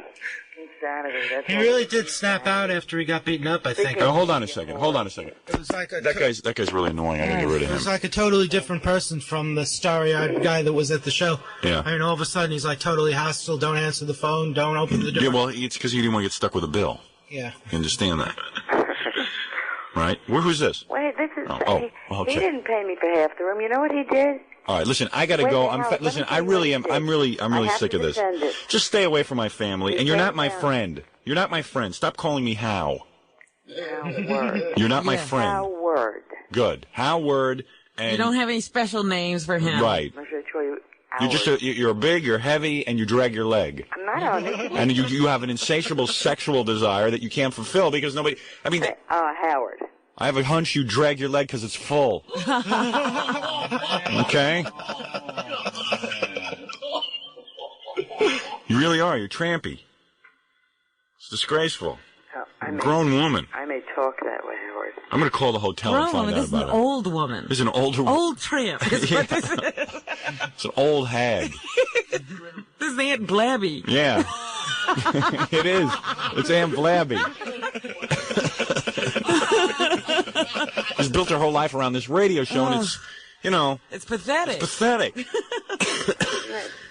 What? Isn't it? It is. I know. Becky, the mental patient, is afraid of you. Becky and I are real tight. Okay, all right, good. Real tight. No, she's tight. I don't know about you. All right. Becky's not as tight as you think she is, darling. Oh, please, just go away. Oh. Go away. What happened to Becky? She just kind of disappeared in the crowd. No, she ended up... You know who Siobhan went home with? You really got to see this videotape. Siobhan left with Ed, the guy who ran over his stepfather. Siobhan went home with that guy Ed who calls in, and his stepfather ran over him with a car? Right. Oh, dear. They left together? And that's who Siobhan left with. I took off with Dennis, and Siobhan just took This is like off a with group this of people guy. who are available for any interaction whatsoever. I'd imagine that guy didn't want to go home after that, and, he needed a squad or something to that effect, right? I say, all right, listen, you're getting on my nerves as Yeah, well. we don't need your commentary. on Yeah, that. your commentary totally confuses me. Siobhan's manager. Just when I look over, I say, hey, he looks pretty normal. I go, he's Siobhan's manager. Another guy. I can't take it. What is it, Gary? I mean, Celeste, you think that you only talk a good game. Why were you hitting on my brother in front of his wife? I was not hitting on your brother. Then pointing your daughter off? You're kooky. You're definitely no, kooky. I'm kooky, but I wasn't hitting on your brother. She wasn't getting anywhere with Gary's brother, so then she throws the daughter up to Gary. Take her. Take her. Take this one. Usually I wouldn't believe my brother, but even my parents said that she was kooky. Yeah. No, I was very friendly. I was like, hi. You know how you felt, Howard? Jesus. Yeah, her daughter was really hot looking, don't you think? What? I said her daughter was kind of hot. Yeah, daughter's cute. All right. Okay, guys, I got to go. Thank you, Celeste. Thank you, everybody. All right, Howard. Thank you, Howard. And thank you for the party, Howard. Hi, Howard. Okay, thank you, guys. Goodbye. Bye, Howard. Who's that, your daughter? That was my son. Oh, well, good luck to him. Oh, that poor baby. Every time he reminds me she has a little boy. All right, thank you. When he was riding around on a skateboard, he reminded me of the kid in Back to the Future. Like in a All few right, years. thank you so much, Siobhan's manager. Go back and try to meet his mother. All right, there you go. Okay, I got. You know what it is? For about 5 or 10 minutes, I kind of dig talking to the mental people from our show. People the fringe people. Yeah. I enjoy it, and then it gets too weird, and I got to cool out from it. Then you realize it's no act. This is really these people, and their lives aren't going to change. Can you imagine if you were sort of like a free thinker, maybe like a biker or something, and you're on the open road, and the cops arrest you, and they throw you in a mental institution, and you're trapped for the rest of your life with guys like Yeah. It's a great fear. like Crazy Jerry, William Hurt, Gina Man, Becky Siobhan, and like Celeste. Thanks for not including. Oh, and Siobhan's manager. Sorry, I'm sorry not to. Yeah, don't think you're so normal. You're about one step away from being John Wayne Gacy. John Wayne Gacy. All right, listen. Thanks for coming in. Okay, thank you. You don't want to hear about the hotel lobby and what's her name? Well, I kind of waited for you to say something, and you just, you never did. Oh, because I was, Well, what happened in the hotel lobby? Tell us quickly. There were like 12 guys all over Rachel, and Then why were they all over her? I mean, she's not that good looking. Because I guess they heard she was Rachel the Spanker, and they were a little bit drunk. And she was wearing one of those outfits where her breasts are sticking out. That's what she was wearing, didn't you? Right, no panties. Yeah. Right. Now, she flashed everybody, and that's when the guy started doing Oh, she pulled up her dress in the Marriott lobby? Yeah, She doesn't wear any panties, pulls up her dress in the middle of the Marriott Just lobby. in case anybody misses that she's not wearing underwear, she Right. always shows you. Yeah. And that's what kind of coaxed the guy to start doing what he was doing. Which was to climb under her dress? To climb under her dress. What was she wearing, that white mini dress? I think it was black. I'm not entirely sure. All right, whatever, who cares? And then, so then she latched onto you? Well, I was sitting next to her the whole time, and she was like holding onto my arm, and these guys were kind of groping at her. And like I was trying So she was enjoying that? She wasn't exactly minding it. And some guy grabbed his crotch, and that seemed to really put her into a kind of state of euphoria. She was just kind of sitting there staring at him, and she was debating whether to leave with him or not. But Whoa. he goes, goodbye, Rachel, and he grabs his crotch, and she's just like smiling and Really? shading, yeah. Well, she's a nymphomaniac. They say they don't exist. How come you couldn't get her? I don't know. But I left with her. This guy escorted us out. Yeah. So you got thrown out too. Thank you. No, we were. You got thrown out with her, so she was hanging with you. Well, I didn't get thrown out. The guy kind of asked Rachel to leave because she was the center of attention and she was creating So she a left. spectacle in the hotel lobby. And I said, we're not leaving because we don't want to go to the parking lot because all these guys are going to follow us. And she said, we would leave. But anyway, so the guy escorted us out to the parking lot, and we went back to her car, and I had a ride back to Brooklyn. I said, should I let him go? You want me to go home with you? And she said that, you're welcome to come back to where I live with me, but I'll have to drive you to the train right away because I live with my boyfriend. Well, there you go. There it is. He couldn't score with Rachel the Spanker. That's pretty Some guy in the pitiful. lobby was grabbing his crotch. And she wanted to go with him. Yeah, well. All right, well, listen, better luck to you, my friend. And Okay, thank you. Listen, thanks for stopping by and letting us in on all the fun and hijinks. Did you get my song parodies? Yes, we did. We're working on those. We're trying to get those on the air. You haven't heard them yet? We got one on. Yeah. We got one of them on. Did you really win? Which one did we put on? Everybody got Jessica Hahn, including me and my monkey. Yeah. Did we actually play that? No. Everybody got Jessica Hahn, including me and my monkey. You know, I think that's a good concept, Jim and Tammy's White Album. There are 12 of them all together. Very good concept. We'll keep working on stuff. We'll get to it. Yeah, it's like I have people working on them all over, but they kind of... Do me a favor. Learn how to light yourself on fire. We can talk to you again, all right? What is it, John? Weren't you curious to see... I'm sorry. What is it? Do you want to talk to Rachel? Rachel the Spanker? I got to take a break. Can I talk to her? Oh, man. You're all still right. trying. All right. And then I got to have a break from all of you. Can I ask you, weren't you curious to I see... can't get rid of him. He's like, this is what I mean. He's like flypaper. You can't get rid of anybody. I only show up once a Listen, year. Rachel the Spanker, I got a lot of program to get to today. Come on, Howard, give me some time. Well, I'm giving you some time. You're on the air. Yeah, but don't rush me. I could clarify a lot of things. Hey, Rachel, why'd you hang up on me yesterday? I didn't.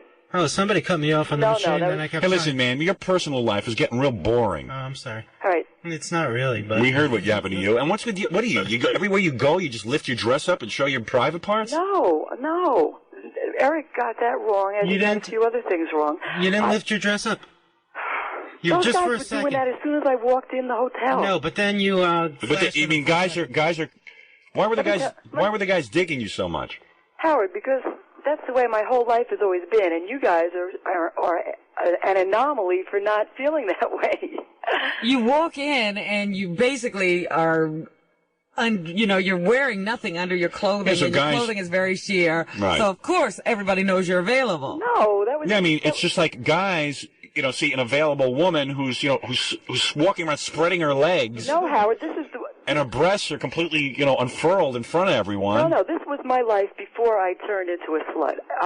It was always that way in my life, whether I was... Oh, you could be wearing a church outfit and they still be molesting you. You're not that beautiful. No, I'm not, but there's something about me that's hot, sexy, Yeah, like the fact that you're wearing a club. Yeah, that gets a guy turned on. No, you pull your skirt I'm telling you, this happened way before. Like when you go to I a got restaurant into and you start smoking cigarettes with your private parts, guys get turned on. When she was 3, this was happening to her, Yeah. Howard. Well, that's when she started smoking. It's true, I was an object of desire. Since By the way, I don't was a smoke child. those non-filters. They, No, I only smoke menthol. All right, now... No. I like that cool rush it gives you. All right, now, you walk into the Marriott. I tell you, this was some show. No, let me tell you Have you something. ordered your tape yet? No, not yet. My card's full. I'll have to wait till I... What are you waiting for? I have to wait till I pay up. Well, then you're not in the first mailing. Well... See, I didn't make this clear the other day. What I'm doing is I'm only making a certain amount of videotapes. This will be the best work of our career. This is a documentary. Even if you were at the concert, the actual videotape is about 40 minutes of the actual concert. Mm-hmm. The rest is all backstage and all the stuff we do back in our office during the show. Like, remember we were sitting around the office and we started making phone calls to Jessica Hahn's house? Right, yeah. That kind of stuff, the meetings, all that stuff that we do outside of the radio show, and actually on the radio show, we actually had the cameras in here for the radio show. That's the videotape. You dig? Did you get me on the sidelines? So I'm making yeah, we got everything. So we have a first mailing, and so I can get it within 4 to 6 weeks to people's homes. But on the second mailing, it'll be about 3 months. Oh, no. Yeah, that's what I'm saying. Well, you're going to miss it because I'll your have to card's borrow full. a card. Well, your boyfriend must have a credit card. Well... Why don't you just go outside your door and when the mailman comes and just pull up your dress? He'll buy you one. You shouldn't be on the phone to me if you haven't ordered yet. I have always been this object of desire. I've always been an object of desire. What never mind. What a delusional woman. No, it's not. All right, so guys desire you, but because you got to understand, you walk I around. told you, Howard, before I turned into I a don't know slut. when that It was. the same way. When did you turn into a slut? Oh, about 11 years ago. What are you, 21 now, 23? Yeah. Yeah, she's about 35. If she's not 40. Yeah. Are you 40? No, I'm not. You didn't think I was nowhere near that old, Howard. That's right. You did not think that she was. I thought you were I think you're about 37. You do now, only after other people said it to you, but you didn't. No, I always did. I knew you were older than me. Oh, yeah, you look like you're about 25. Yeah. Yes, I do. Everybody thinks so. Girls tell me that. No, girls tell me that, not just guys. Boy. Girls. Girls. Oh, girls tell her that, Robin. Yeah, blind That's girls. different. You don't Blind say they're girls. blind. Helen No, Keller. girls.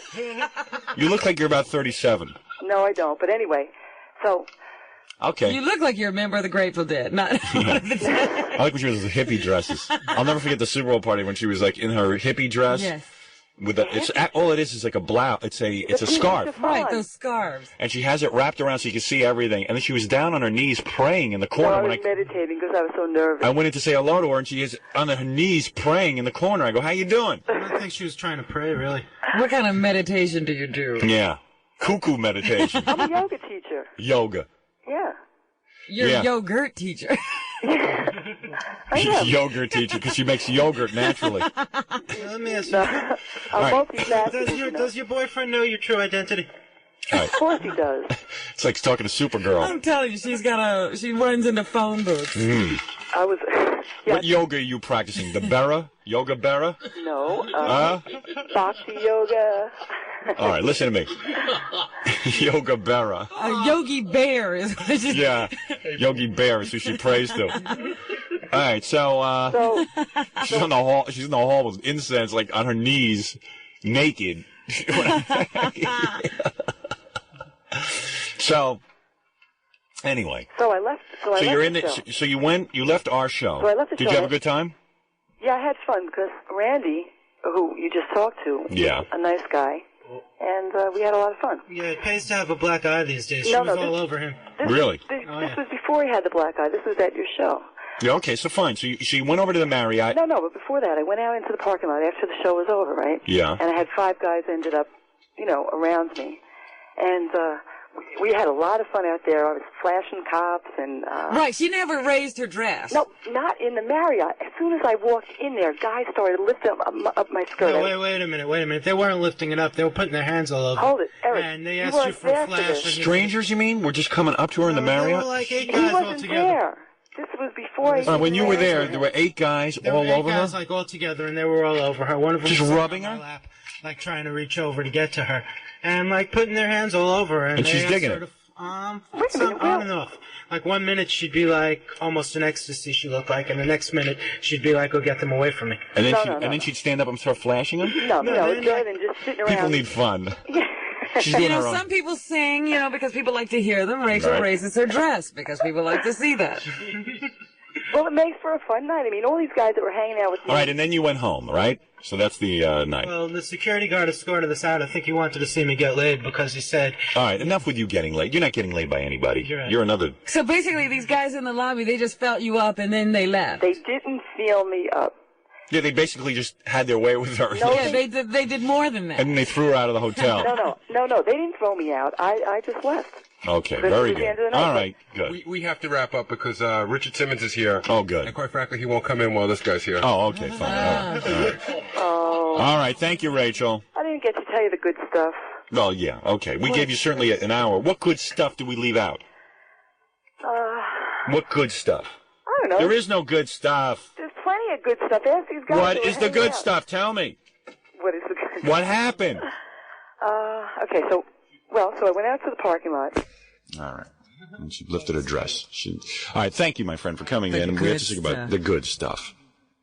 Yeah, there's your girl. Yeah. She only wants you, Howard. My massage girl. How desirable. All right, and say hello to Siobhan, your client. There's Siobhan's manager leaving. You never got a gander at Siobhan, and I don't know what's happening with Siobhan. But Siobhan has become a very frightening, turning into the Fly individual. All right. There it is. What a night it was to remember. You don't want to miss. It's all on the tape. It's all there. That's all I can say. And it's a documentary of our lives. It's me walking around the microphone being accosted by mental cases. There's something that nobody's brought up yet. What? Siobhan had something jammed in his nostrils. Did you catch that? No. I thought it was his nose hair. It looked it was like he had tobacco stuffed in his nostrils. He said it was to filter out the asbestos where he lives. But it was like, it looked like, I'm not lying. It looked like black nose hair because he was right in my face the whole night. Maybe that's why he's gotten so frightening. And he was so high and skinny, he was absolutely frightening, but it was like packed like cigarettes. All right, okay, I can't handle this. Oh, it was disgraceful. All right, let me take a break and we'll bring Richard Simmons in.